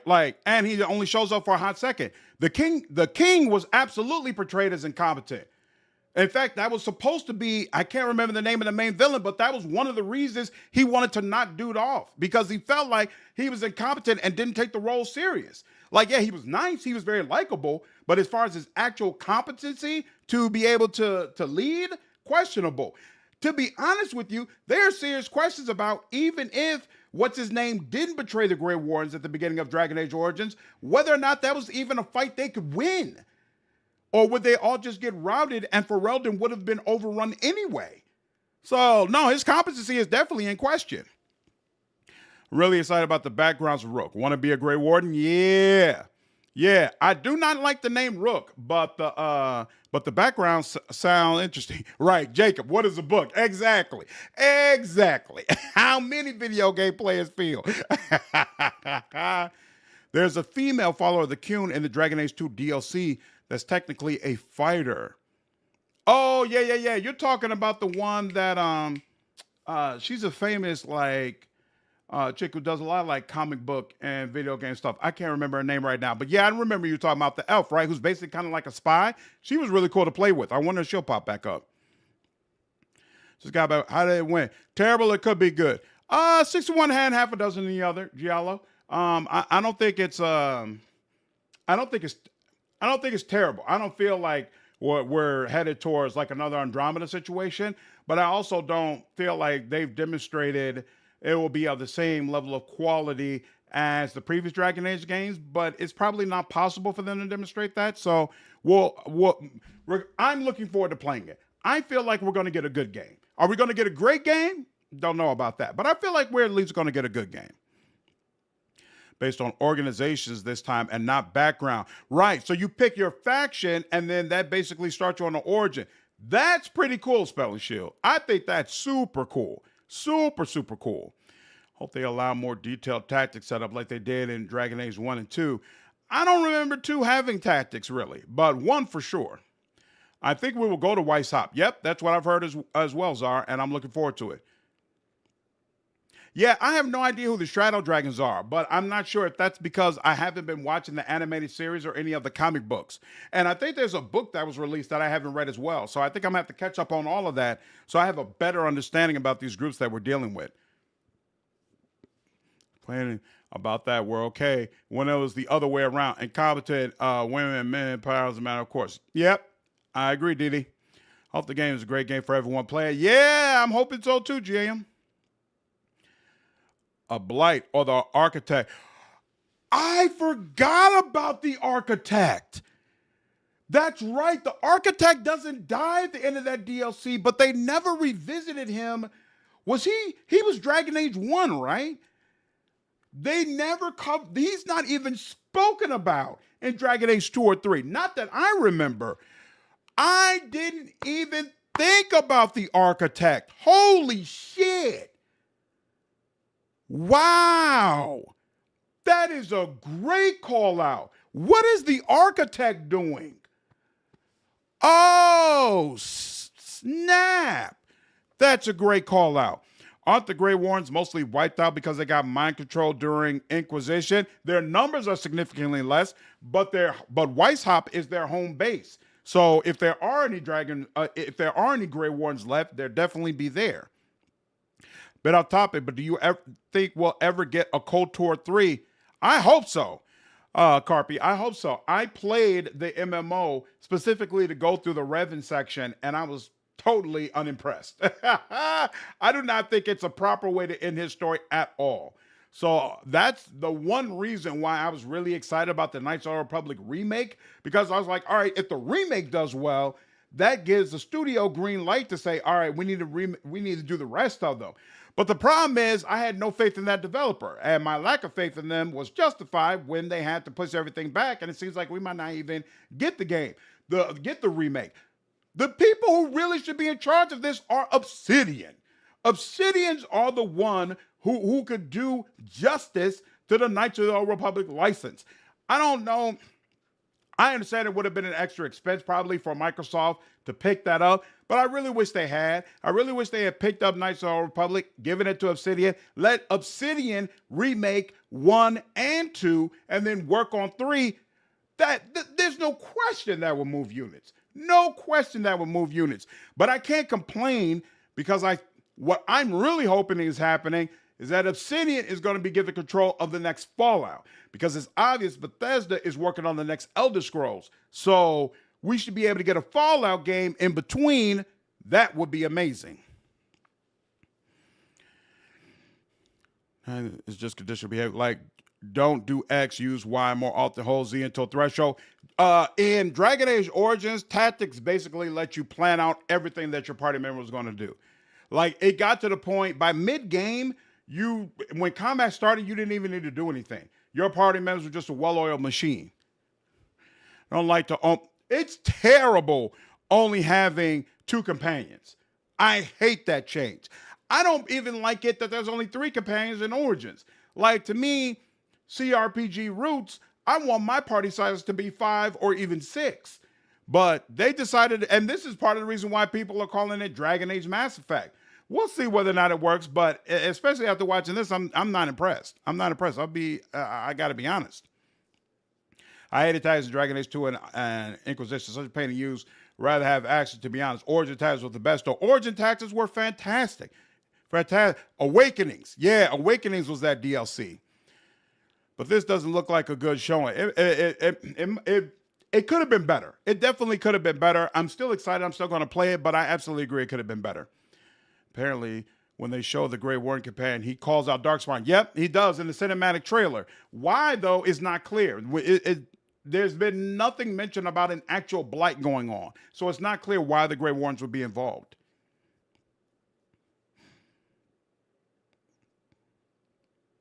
Awaken is a lot of stuff that they kind of retcon depending on BioWare's plans. I hope they don't retcon it. I thought the Architect was so fascinating. So fascinating. So I have with the Origins Veilguard is that even though there are many, without knowing the comics and novels, you know nothing about them. My hope is that the game provides you with some information that makes it more clear what it is that you're choosing. And you know what? No, you know what? Scratch that.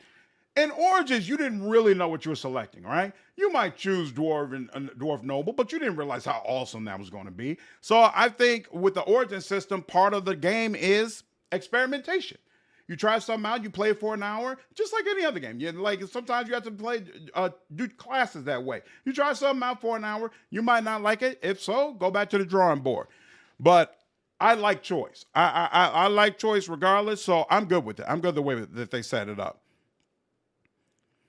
Only the ones in Orlais and Ferelden got control. Oh, they didn't destroy Weishaupt? I thought Weishaupt got decimated in Inquisition as well, but I might be wrong. The only one I know about is the Antivan Crows and Grey Warrens. It's crazy that you could be a member of the Antivan Crows. They've got to have Zevran in this game, right? He's got to be somewhere in there, although he's probably still being hunted by the Crows. But super cool. Super, super cool. Hence, that there's a conflict within the Grey Warren. One side wants them to expand their lore, while another just wants to focus on Darkspawn. Yeah, and maybe the Daily Shelf is one of the people who feels like the role should be expanded. I'm definitely of a thought that the Grey Warren should stick to dealing with Darkspawn because there's nobody else who does it. Yep, exactly, Vandal. They've got everything that they need to make it great. I'm sure Sony didn't want them to pick it up. Yeah, KOTOR 2, KOTOR 1 has a stronger place in my heart because it was my first feeling of, hey, this is a real Jedi. And so I place it higher than 2. But like if I hadn't played 1 first, to me, KOTOR 2, it has a deeper storyline. It has very, very interesting characters. Like it's a darker, grittier version of what the first one did. So I think overall it's better, but I still place 1 higher up on the list because it's got a place that really, KOTOR 1 is the game that made me decide, okay, I'm going to go ahead and buy an Xbox. Like I had the money, but I'm like, I'm not spending $250 on a console. Are you kidding me? But when that game came out, I was like, you know what? I'm going to go ahead and do this. I'm going to go ahead and do this because I got to have Star Wars in my life. Yeah, that's right. That's true. Chris Avalon is no longer there. I think it's really devastating that relationship fell apart, to be honest with you. I think Obsidian's writing in a lot of ways was much stronger when Chris was a part of the group. I think Pillars of Eternity 1, some of the party members are much stronger, are much more well-written than what we got in Deadfire. And it makes me concerned for Avowed. So, I don't know. We'll see. We'll see. Doesn't EA still own the rights to Star Wars games? No, I think Sony owns it now. Hasn't let me down the reveal. I just needed to cook more. Yep. I'm a fan of Solas as well. You all already know. The item with Solas is stolen. Maybe that's why the wardens are investigating. Maybe. But I don't know. No, I feel like it has to be something more because for them as a faction to be a big part of the game, I feel like it's got to be more than just Red Lyrium. Grey Wars, if the architect is not involved some way else, is rather pointless to have a Grey Warden with you. I mean, if there's a point to it if there's a blight going on, right? And so we don't know that. And they already said that Solas is not really the big bad. Third-party content. Does it make sense of video game story presentation and the ever-elusive fun? What third-party content are you referring to? The product itself should interest me in that third-party content. What third-party content do you mean, Dick? I don't understand what you're referring to. I don't think Zevran is going back to Antiva given his past. Maybe, but I feel like it's odd that he's had such a low part in the other games. He pops up very, very briefly in Dragon Age 2, right? It's either Dragon Age 2 or Dragon Age Inquisition, it might be Inquisition, where he pops up for a quick second, and then that's it. He hasn't had a big role in any of these games. And considering that he's been our main window into the Antivan Crows, it'd just be odd to have that be one of the factions available and have him not be involved at all. He's got to be involved. They'll figure it out. Hell, at this point, I'm sure he might be trying to figure out how to get back in. He made it clear he loves Antiva. Like, that's where his heart is. He'll find a way to get back there. Kriya is the best character. Kriya is top tier. Top tier. Like, there were so many people who had questions about gray or neutral Jedi and what they would be like and how they should be represented. And Obsidian knocked it out the park. She is so fascinating. And even at the very, very end of the game, you're still not really clear if you can trust her. Amazing work. Amazing stuff. I hope they remaster the first 3 games. That'd be awesome. I agree. Maybe only having 2 campaigns will force players to adjust party more often for certain encounters. Yeah, it could, but I still don't like it. I don't like it. It's not, and I think that's part of the reason why I don't like it. I don't like switching out my party members, to be honest with you. I like choosing. All right, I've got 9 party members. These are the 4 or 5 that I like the most. I'm going to make sure they're all leveled up properly. They all got their gear. They're all top notch. And then the other ones, I'll talk with them, but I'm not going to worry about them all that much. And this is my core group. And anytime we're together, we absolutely lay down the pain. That's what I like. Having to mix and match and switch people out all the time doesn't appeal to me as much at all. I'm used to it in Mass Effect, so I just roll with it. But to me, that's not what a Dragon Age game should be. I shouldn't have to do all that. Come on now. A video game itself should interest me in pursuing third-party content. Oh, yeah. Netflix series content, not the other way around. One of these things is a hell of a lot more expensive to both parties than the other. Yeah, I agree. But the other thing is, it depends on how well explained and developed are these characters in the actual game. Or do you feel like you're missing out on a whole bunch by not having experienced the books and the Netflix series and all that type of stuff? Like, when you meet the Queen of Orlais in Dragon Age Inquisition, I felt like that was very poorly handled. I felt like our whole section was poorly handled, especially if you read the books. Like, if you read the books, there's not nearly enough time and development and interaction with her based on how much her storyline is supposed to be wrapped up in Dragon Age lore.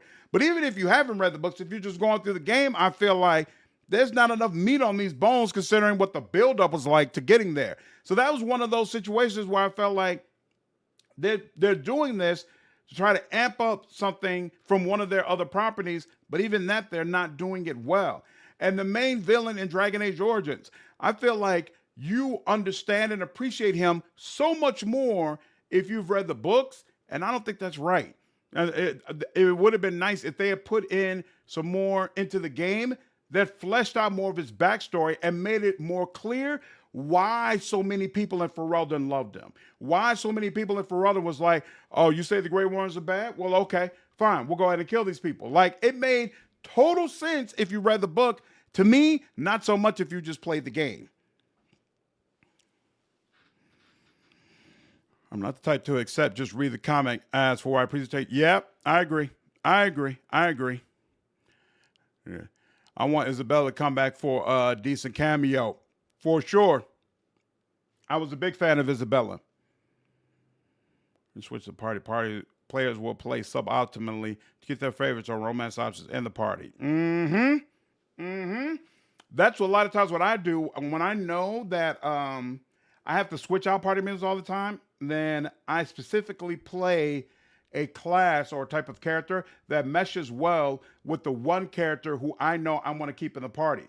Like in Mass Effect, I always want Ashley in the party, and I know she's going to be a soldier. So that's why I'm going to play as a biotic, because I know I can fill in that role, and it's always going to mesh well with Ashley no matter what. And Mass Effect 2 is the exact opposite. I always want Miranda in the party. So I'm going to play as a soldier or some other similar type of character, and that way her biotics and her... does she have engineer skills? I think it's just biotics. Yeah, her biotics and me, that will always mesh together. You know, whereas if I had a more freedom to know I could have her on the squad at all times, then it would give me more freedom to pick whatever class I wanted. I 100% agree.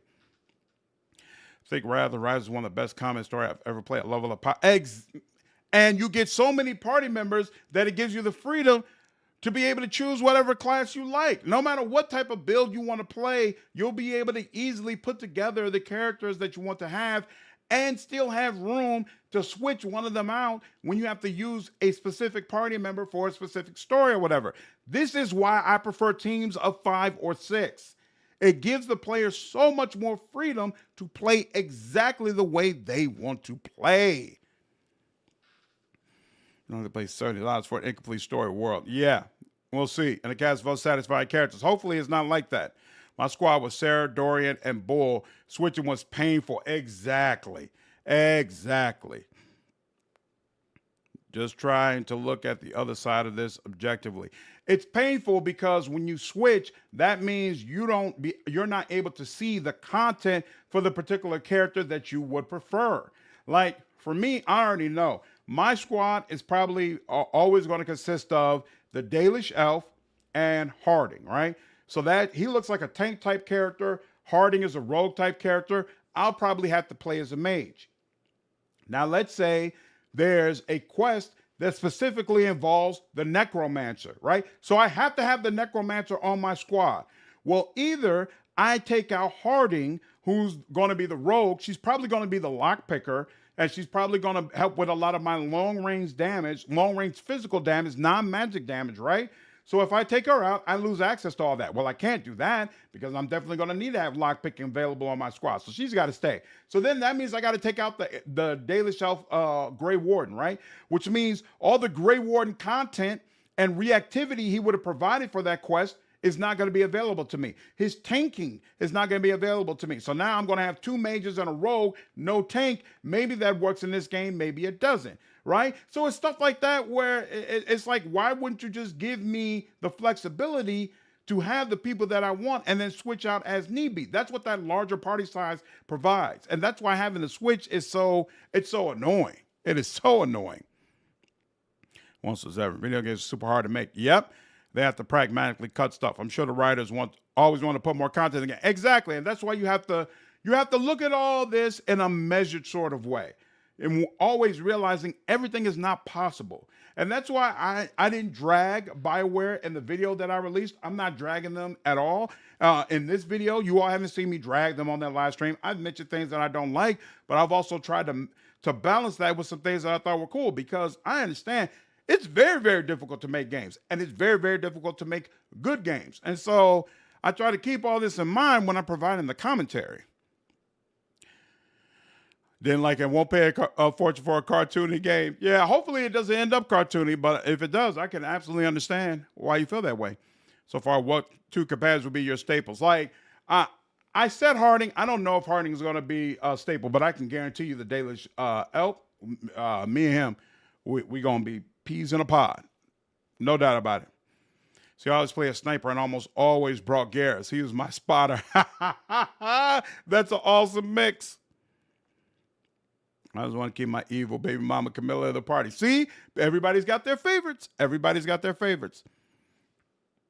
You know, I played that game so many times that which party members, which crew was my main switch, depending on what mythic path I was trying to play. So, like, each one has a different crew that it was rolling with. They should add the characters to the party as an observer if they don't let you choose. It'd be nice. Dragon Age. Ooh, multi-classing. Yeah, Dragon Age has never let you multi-class, right? Have such an unbalanced party when that happens. Finish Awakening with a party of 3 rows and a mage. I live. Ooh, well, you know what? But it was easier in Awakenings because you already had all your mechanics. When you have an unbalanced party like that, the hard part is levels 1 through 5. You know, but by Awakenings, you're already a monster. It really doesn't matter what you do by then. You could just slaughter everybody. It's not even play as a DA game. I think classes will be irrelevant for party members. I don't even think you will need lockpicking. We'll see. We'll see. It's hard to tell without having access to the party member mechanics and seeing how all these different things combine. I'm interested in the fact that you can weaken enemies, because the question becomes, can other party members take advantage of the weakened status? Like, how does teamwork, how does it work in Dragon Age Veilguard? That's going to be an interesting question to answer. I never played Eowyn Chronicles before, but I heard good things. You know, there's like 100 heroes, and there's actually more than 100 companions in the game, but your active roster had extra slots for a retainer, where they weren't fighting alongside you, but they would always be there for any dialogue cutscenes in which they were relevant. Oh, that's pretty freaking cool. That's pretty freaking cool. I'm surprised that no one mentions how the elf warden has a pet griffin. I'm pretty sure there's a book that talks about a character trying to bring back the griffins. I'm pretty sure I read that book, but it was so long ago I don't remember it all. But yeah, there's work to bring back the Griffins and make them prominent again for the Grey Wardens. So as somebody who read that book, seeing a Griffin wasn't that crazy. Like I figured they were going to bring that into the new game. The question becomes, will we see any grown ones?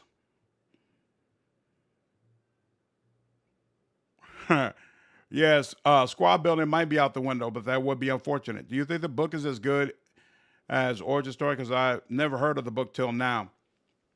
There's 3, maybe 4 Dragon Age books, actually. All right. First one is a prequel to Dragon Age Origins. It's amazing. It really helps to flesh out for Ferelden and the world. And it tells you a lot about, I think his name was King Mark, who was the king that had passed away before Dragon Age Origins comes around. So he's Alistair's father, essentially. It never really talks about Alistair in the book, but it helps flesh out a lot of the characters that you meet in Origins, well worth playing. The second one, I believe, is the one that is about Orlais, and it follows the Queen of Orlais. Very interesting book, very entertaining book. I don't think it informs you as much about Dragon Age Inquisition, but it is a fun read, and it tells you a little bit more about the Queen. Like I said earlier, fleshes her out a little bit more than what you get from actually playing the game. The third book is about Wynn and her search to find her child, right? I read that book, but I don't remember it well. Oh, not only is it about finding her child, but it's also about, what is their name? The mages who basically get neutered because they couldn't pass their harrowing. It's about trying to figure out if that process can be reversed and if they can bring all those people back. So if I remember correctly, by the end of the book, they discovered that there is a way. And I assume that's going to be one of the threads that is explored in this new game. And then I think there might be a 4th book that I know nothing about, that I never read or had anything to do with. Have you ever tried to play without your main party member go to? I mean, sometimes you have to because you have to switch them out, but it always sucks. Mass Effect 2, man, they need to remake that game. I'd be first in line. Well, they did Mass Effect Legendary Edition, which basically touched all the games so that they're more consistent and there's parity through all of them. I thought the Legendary Edition was fantastic. I'm going to live stream a playthrough of that when we know when Mass Effect 5 is going to come out. Red's my favorite. I absolutely hate gnomes. Redjewel is amazing. Snake, what's going on, man? I think it's 6 in one hand, half a dozen in the other. My hope is we're going to get a good game, but I don't know if we're going to get a great game. Game healing and tanking will probably not be that important. Some tells me that healing is probably going to be very important. From the gameplay that we saw, there was a lot of bouncing around. It seemed like it was very, very easy to experience damage, which means that healing would be prominent. We'll see, though. Oh, yeah. Angel, from a mechanical standpoint, is my favorite mythic path. Switching party member might be easier than in prior games. Might be. We'll see. Yeah, I like teamwork setups in Inquisition. Vivian freezing people and both smashing them is so fun. Yeah. Tactics. Tactics. Give me real tactics to work with. We'll be able to have the pet as well. The Necromancer gets a skeleton butler. Oh, that's a good call out. I didn't even think about it that way. But yeah, they got the Necromancer has a butler. The Warden has the pet Griffin. Wonder if you get a pet as well. That'd be pretty cool. Yeah, Lori, Griffins have been extinct in all of the Dragon Age games we've had thus far. But after Inquisition, another book came out where they were trying one of the. In fact, I think it's the same book that Wynn is in. One of the threads, one of the plots is that they're trying to find the Griffins again, and they believe there's a way to bring them back. Will be mission-based game, not open world. We believe that's how we get the best narrative experience, the best moment-to-moment experience. New info. To be honest with you, usually I would, you know what? No. I like it. Everybody and their mama tries to do open world. And oftentimes it is just not enjoyable. I'd rather you give me mission-based games, to be honest with you. If you're not going to do open world well, give me mission-based games. So if nothing else, we know this ain't going to be like Inquisition. I appreciate it. I appreciate it. Merrick. That was the name of the king. Yeah, King Merrick. Griffin eggs are a thing in Dragon Age. Yeah, but you just never see an actual griffin. The Templars are not a potential starting faction. It feels like they are leaning towards the mages being the canon option for Inquisition. Maybe. Yeah, it seems like you've always had an option to be a Templar in the previous game. So it is, I guess it is kind of weird that they wouldn't be here. But I don't think being a Templar is really a thing in Tevinter.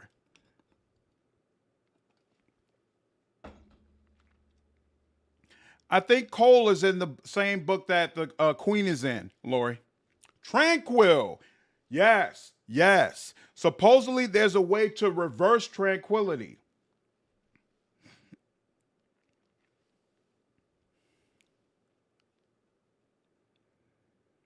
And we know can be that's how seekers are made. Yeah, but it's supposed to be something where there's a more widespread way to reverse it.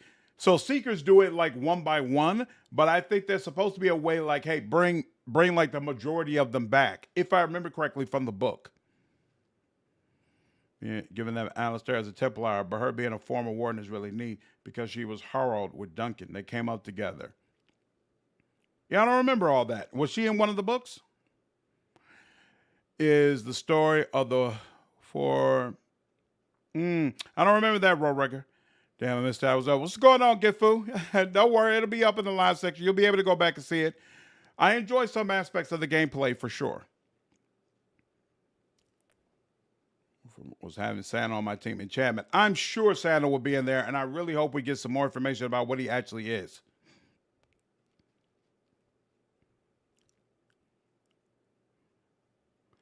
Dragon Age Inquisition had some tactics. It just wasn't enough. I'm glad they finally made a choice of what they wanted. I wasn't feeling the MMO feeling of Inquisition. Me neither. Me neither. Billy comments like Mass Effect and Inquisition have been confirmed to exist in this game as well. Ooh, okay. All right, so see, you don't get a feeling of any of that from the gameplay trailer they showed. I think that was a better way to show off the combat, but it is what it is. It's fine. Neve is snow in Portuguese. Yeah, I remember someone mentioning that. Mission-based over a boring open world all day. All day. All day. Do not give me a repeat of the mistakes Inquisition made. And this is from someone who really, really liked Inquisition. There were problems. Yep. Some of the best ARPGs are mission-based like Bloodlines, Deus Ex, and Alpha Protocol. Exactly. You can still have an absolutely outstanding game.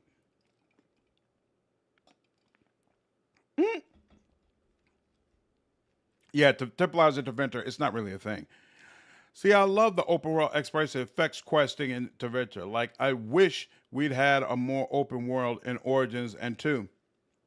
I felt like the problem with Inquisition is you have these wide open spaces, and there are long periods where there's nothing to do. Long periods where you're literally just walking around. You're literally trying to find things to do, and there's nothing there. I don't like that. I don't like that. It feels like a time waste. Especially since there wasn't like a quick way to get through movement. Like I think you were given a mount, so you could try to use your mount. But if you were on your mount, it was very easy to miss things. So oftentimes it was better to just walk around. No, I'm straight. I'm straight.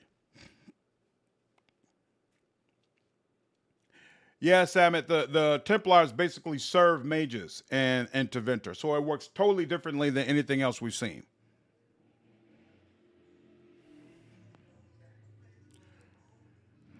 Elk, I don't feel like the weapon and armor upgrade system was the problem. I felt like they didn't handle open world well. Too much, it felt too MMO. If there wasn't enough to do, large open spaces with nothing available, those were my issues with it.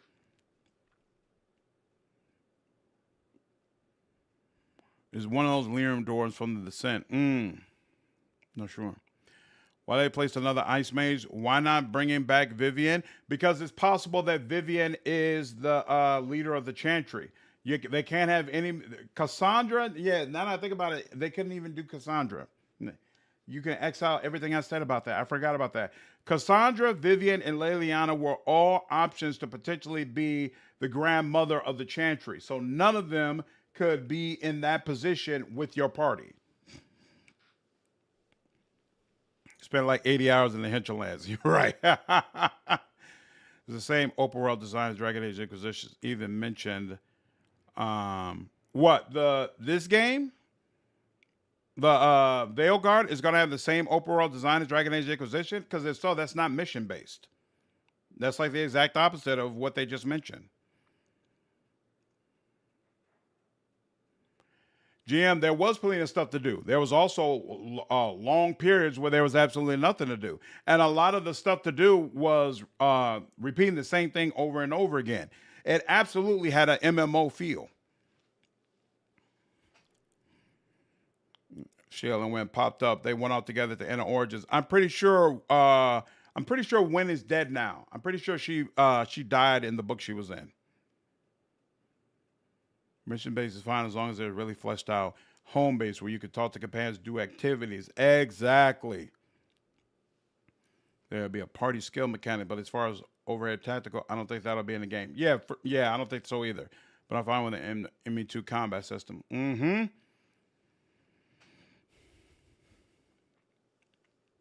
Oh, so you cut your teeth on WoW. So you love MMOs. You love that MMO system. I don't like MMOs in my CRPGs. Those two things don't mix for me. So it's a turnoff. Yeah, sitting on your throne. Past Judgment was co-ops. I love that. Dark One. I thought that was fantastic. I thought a lot of things in Inquisition were handled very, very well.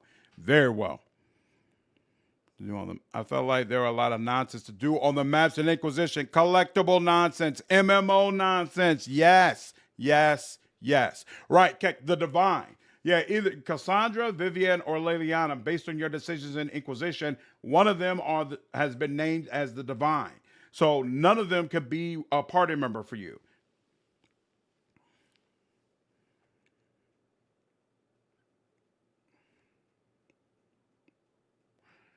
I agree, Fade. You had too much to do in Inquisition, which there was less to do, and what you did was more consequential. Exactly. And where you had to farm power in order to unlock main quests. All of that, MMO-ish. No. It was hilarious how the galloping didn't increase your horse's speed in Inquisition. Yes. Not only did the galloping not increase your speed, but BioWare didn't reveal that it didn't increase your speed until years after the game came out. So there are a ton of people who are like, oh yeah, this turbo is really helping you. And in fact, it was not doing anything. Like, no, you had no choice but to walk slowly throughout the world. And again, when you've got long spaces where there's really nothing to do, it feels bad. Don't worry. We're going to play through Inquisition, and you all will see, and you'll be reminded. It could have been better, for sure.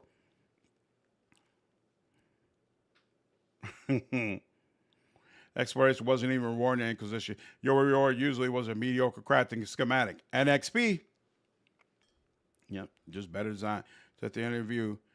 Check the interview on Rock, Paper, Scissors. Okay, I'll definitely check it out.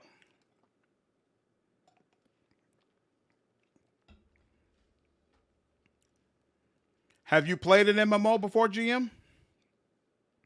It's easier to deal in MMOs because you're doing with other people. That too. So you've got these MMO elements, but you don't have the social aspect of the MMO, so it feels even worse.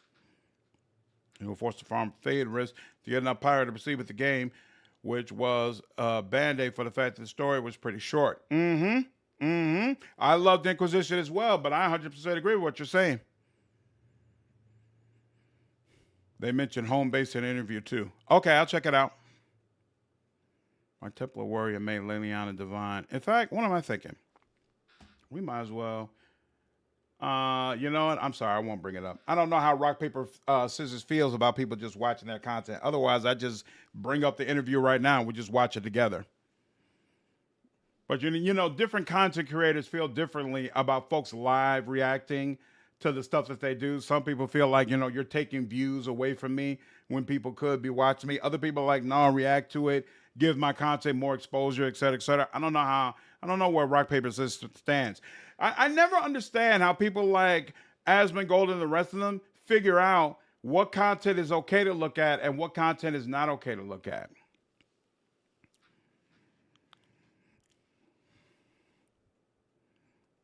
The social part of MMOs is the worst. That's why I don't play MMOs, to be honest with you. How is Corypheus? Corypheus was a huge letdown.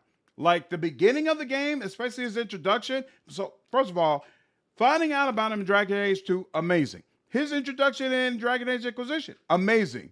But as it goes on, he comes off as very incompetent and really by the end, inconsequential.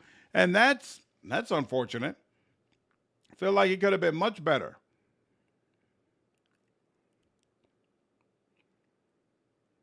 Yeah, when it starts out, it seems like Corypheus is all about trying to rebuild Tevinter, but then it becomes something completely different.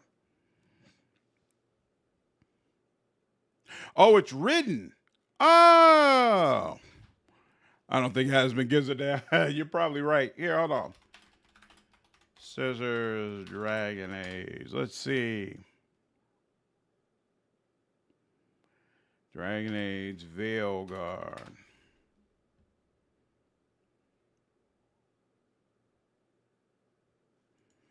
Are you all talking about rock, paper, shotgun?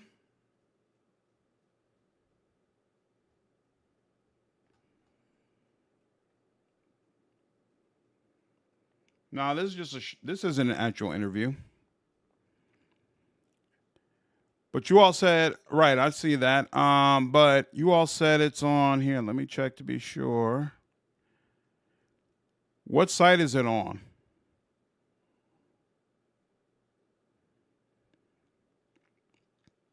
If the art is public, it's free for anyone to react to talk about. Yeah, I'm just trying to find it. Let me scroll back up and see. It's on Rock, Paper, Shotgun's front page. Okay. One moment.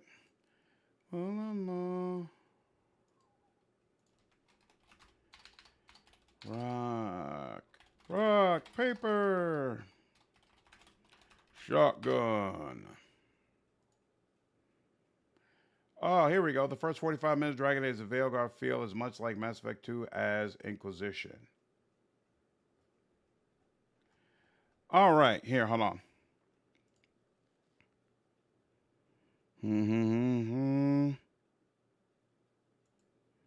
There you go. Now we'll look at the same thing. In fact, let me we'll zoom in a little bit more so it's easier for y'all to see. Whoa, why did I do that? No, I don't want that. There we go. Let's read through this, see if it's something interesting. Dragon Age of Veilguard previously read well, strictly speaking, Dragon Age 4 is not the Banshee heist romp suggested by its debut trailer. It's interesting to see BioWare do damage control because the damage control people have definitely been out since that cinematic trailer. Like, damn, the BioWare, the devs, and I guess they had some sort of group of content creators who were working on the game as well. All those people came out publicly also are like, look, that trailer isn't indicative of the actual game. Hold on. That's been interesting to see. Less good news for returning players.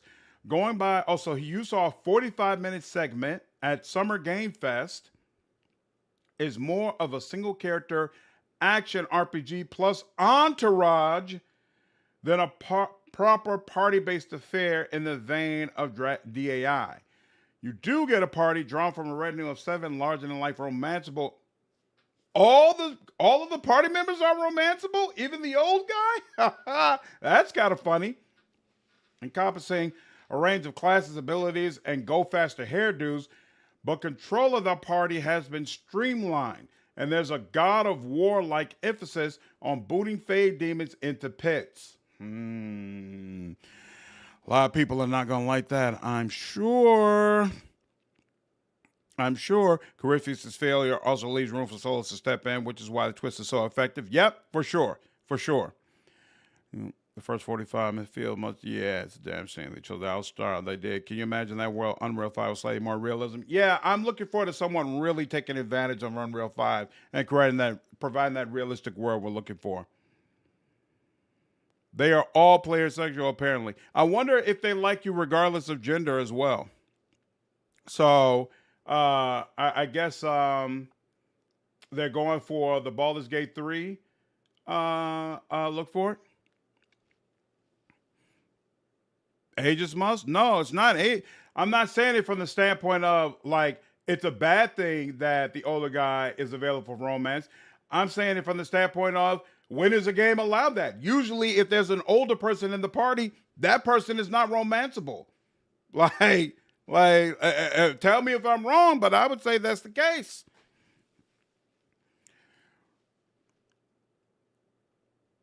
Don't like that one bit. Yeah, I assume you probably didn't like it at Baldur's Gate 3 either. It's not my personal choice, but sometimes it works. I feel like the party members all being player sexual worked really well in Baldur's Gate 3. I think it worked really poorly in Dragon Age 2.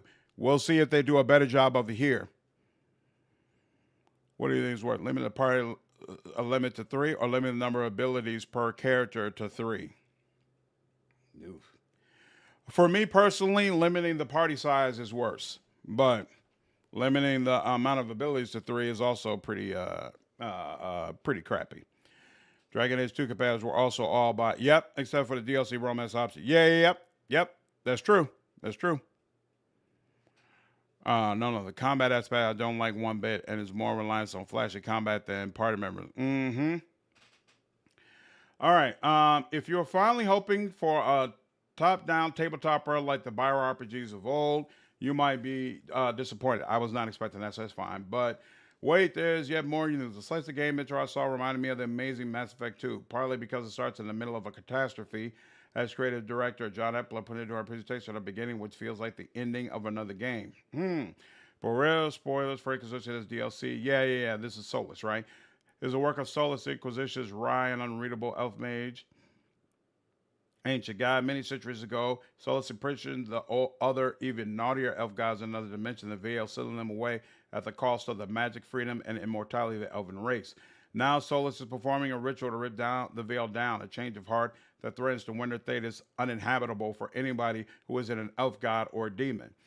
You play Rook, a new protagonist who has teamed up with Varric, Dragon Age Velvety Crossbow fan, seeing Dwarf Chronicle to put a stop to the solar apocalypse. Thus, the origins of the title are Veilguard, a fellowship of world savers who include familiar faces like Scout Harney from Inquisition and newcomers like Neve Gallus, a rakish wizardress with a cocked hat and a stiletto wand. I wonder what's going to be the reasoning for why Rook cares about what Solas is doing.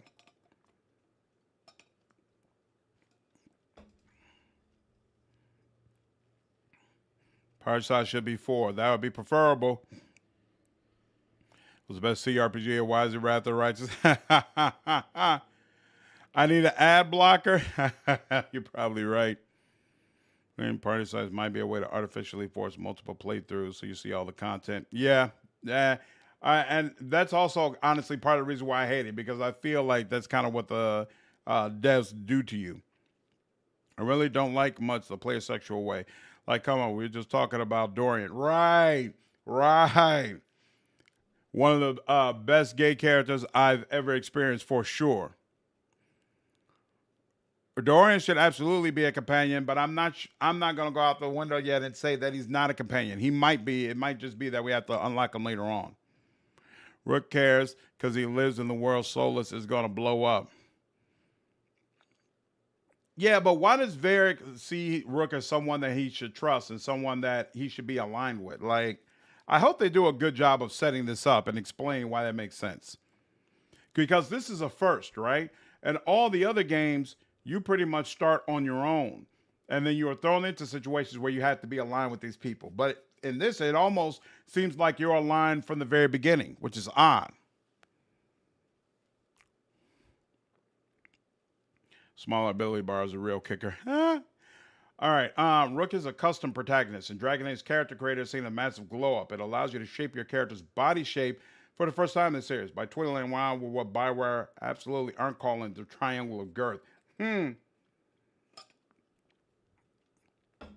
a suite of sample lighting conditions that show you how your rook appears standing in blazing forest sunshine versus the glare of an underground temple. Like, I'm sorry, at this late stage, being able to change your character's body shape is not a flex. Especially when Dragon's Dogma 2 just came out. Like, that character creator was so amazing, they released it before the game came out to make it clear, like, yo, you need to go ahead and pick this up. This chance to test out your character's aesthetic is absolutely amply justified. In addition to adding posh flourishes such as newly mobile extra hairy hair, BioWare have revised Dragon Age art direction to make character models a little more consistent with the series' lovely Terran-inspired menu art. Flesh, they do the Terran art has always been really fantastic in Dragon Age. Flesh is rooty to the point of painterly. Facial features and bodily proportions are thicker and more striking, so the characters have been cut from clay. While the saturated colors can be a bit cloying, I think the new character designs are gorgeous. Hopefully the same will prove true of the costumes, because Inquisition has some absolutely hideous armor, but they have some really, really nice looking armor as well. My warrior Canary Inquisitor dressed like a bargain bucket Xmas tree, pretty much. Might seem a superficial complaint, but you have to spend 100 plus hours with the character. You want them to look their best. Inquisition has some really good looking armor, and if I remember correctly, later on they added options for you to be able to change the color of your armor, which was even better. I didn't have an issue with the way you looked at Inquisition, but I don't think anything mentioned thus far about character creation sounds crazy. And to be honest with you, I can't remember ever being really, really impressed with a character creator engine in a Dragon Age game. Inquisition was the best one, and there were some cool options, but there's nothing that ever wowed me the way Dragon Age 2, Baldur's Gate 3, one of the Saints Row games, some other games really provide you with some insane options that were really, really awesome to look at. This doesn't sound all that much. Aside from selecting a skin tone for all seasons, you choose your race. You could be elf. Oh, you can be a dwarf. Elf, dwarf, human, and Kunari. Starting class, warrior, mage, or rogue. Standard Dragon Age. Each of which has 3 specializations. The warrior, for instance, can be specialized into a reaper, equipped with lifesteal and other freaking flowers. A slayer, I don't think we've had a slayer before, who can wield the biggest blades. Ooh! Or a tanky champion, huh? You also choose an origin story and a factional association, such as the Nosy Antivan Crows or the Blight Nosy. That's not how I would describe the Antivan Crows. Or the Blight Busting Grey Wardens. Choice of faction may give you specific dialogue options and also confer statistical boons. Oh! The Shadow Dragons deal extra damage to Venatori blood cultists, for example. It's very much of a piece with the character backstory ramifications of Origins and Inquisition. This is nice.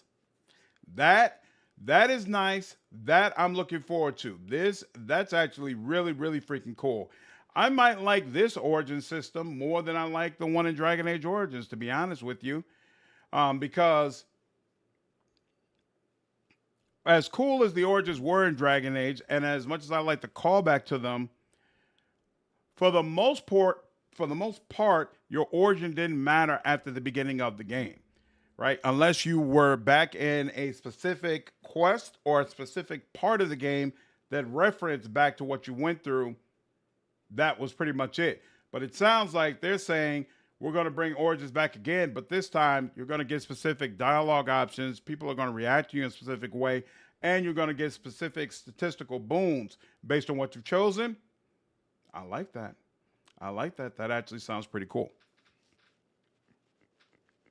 Sounds like they retconned the Skrulls into a spy network, which would be whack, which would be crazy whack. Zombie voices is Saints Row for sure. Wasn't Slayer the Rage Barbarian? I don't remember that.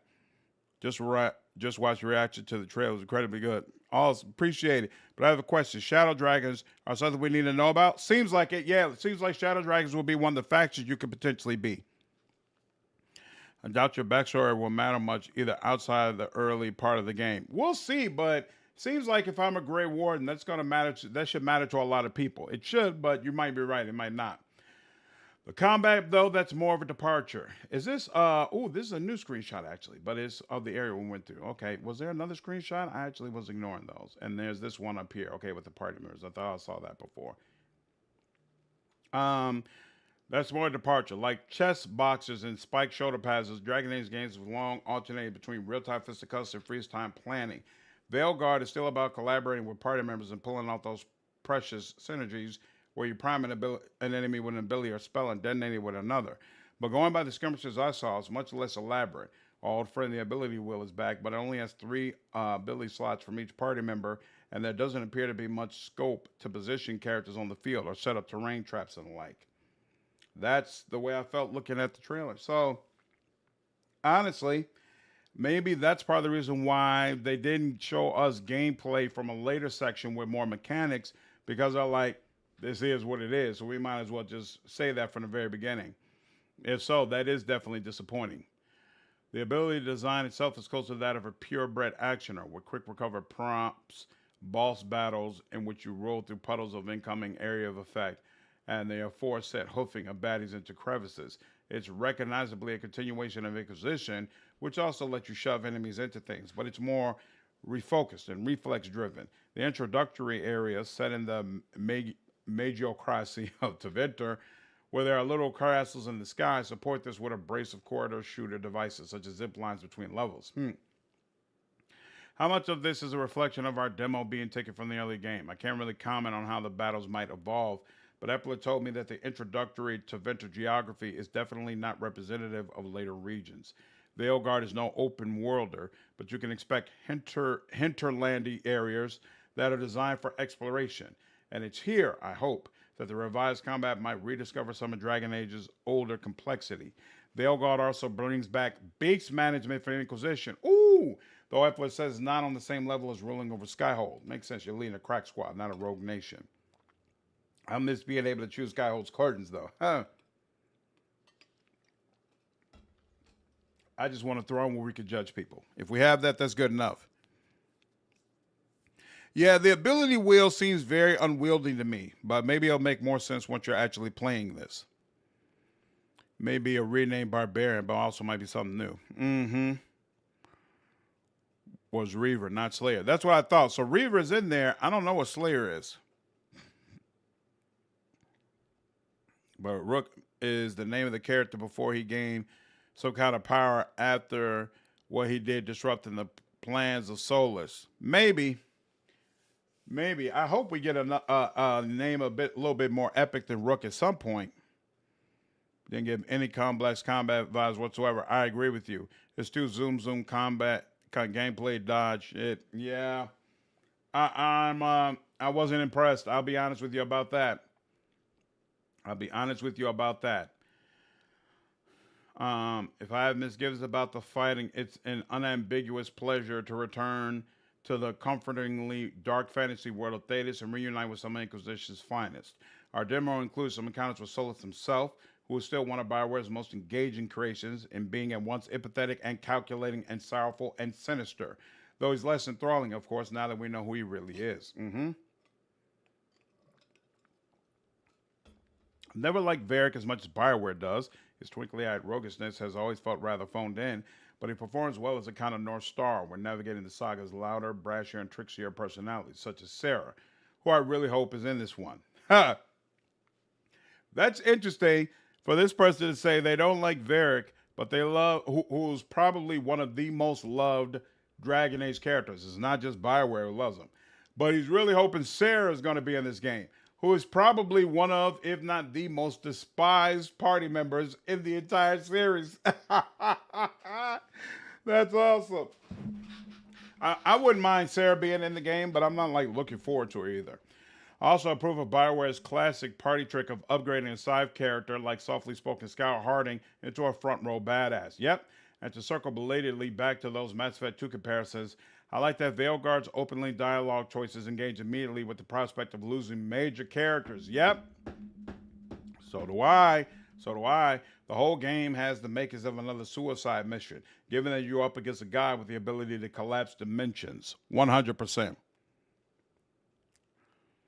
Play a blood mage and bring down the chantry, but I don't think they will ever let you do that. That'd be amazing. Yeah, the Hinterlands was not a good beginning to Inquisition. It definitely is the place that had the largest MMO feel. Rook is just rookies, so they can call you something. Hopefully, Apollo. I'm not at all surprised if they'd want Sarah. Somehow this just a bit expected. This is why I don't want space game journalism. You love Sarah, Apollo? Awesome. People are rightfully afraid of Sarah. She's coming for the girl as she should. Sarah's also almost who was loved by females in particular. They don't get that many options. DI. This is true. This is absolutely true. This is absolutely true. Okay, so it looks like we got a couple of people here who are big fans of Sarah. Took Miles a long time to make Sarah not look like meth mouth Molly. Sarah, kicking Sarah out of the Inquisition is a must-do decision for me. So satisfying. Sarah's one of the worst written characters I've ever seen in an RPG. Obnoxious as hell. Yeah. I think a lot of people dislike her. I'm neutral on her. I agree. I don't feel like she's written particularly well. Hey, isn't this a new screenshot? Well, that's pretty.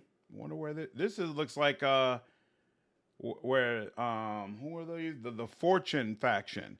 There's a screenshot of them on a beach. I wonder if this is supposed to be their where they're set up. I'm definitely in mourning for the less kinetic, more strategic Dragon Age than mine have been. But I'm more excited for Veilguard than I thought I'd be after copping the first trailer, which makes the whole thing look like the origin story for a C-list Marvel team. So worth remembering that Inquisition was often too naughty and expansive for its own good. His battle system is unwieldy. His story is a classic example of mid-game bloat.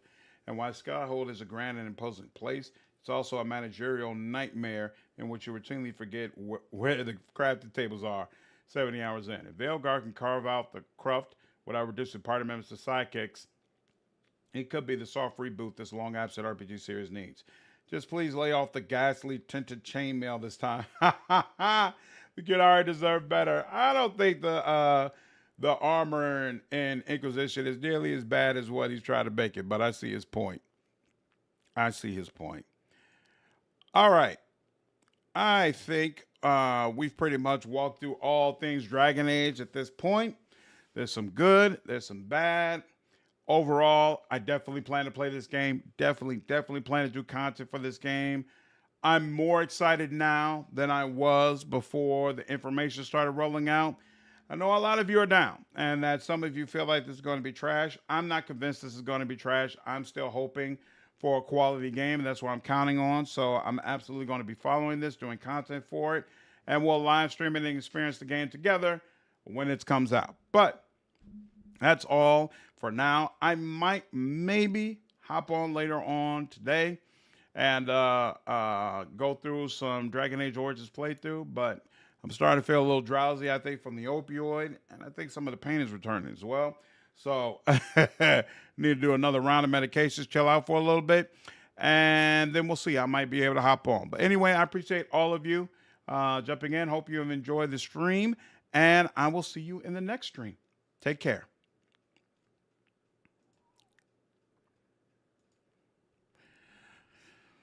We'd love to see Ogren again. Yeah, Ogren is a big hit for sure. I thought Blackwell was boring and shit.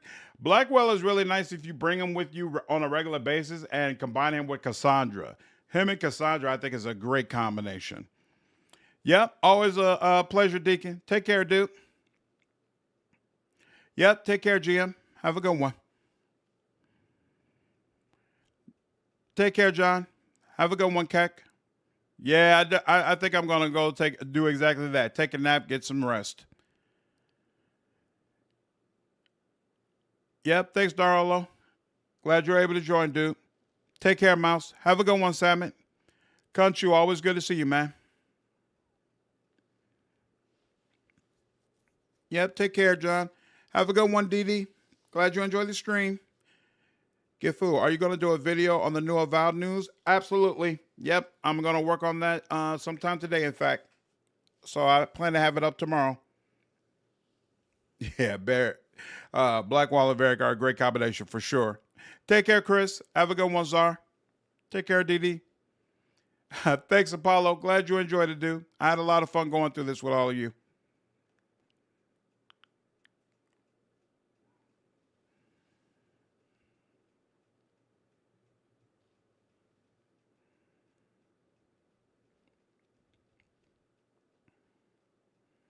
Yep, thanks, Gifu. Yeah, I heard. I agree. Avowed's trailer looked much more like the correct tone, so I'm looking forward to talking about it. I'm excited.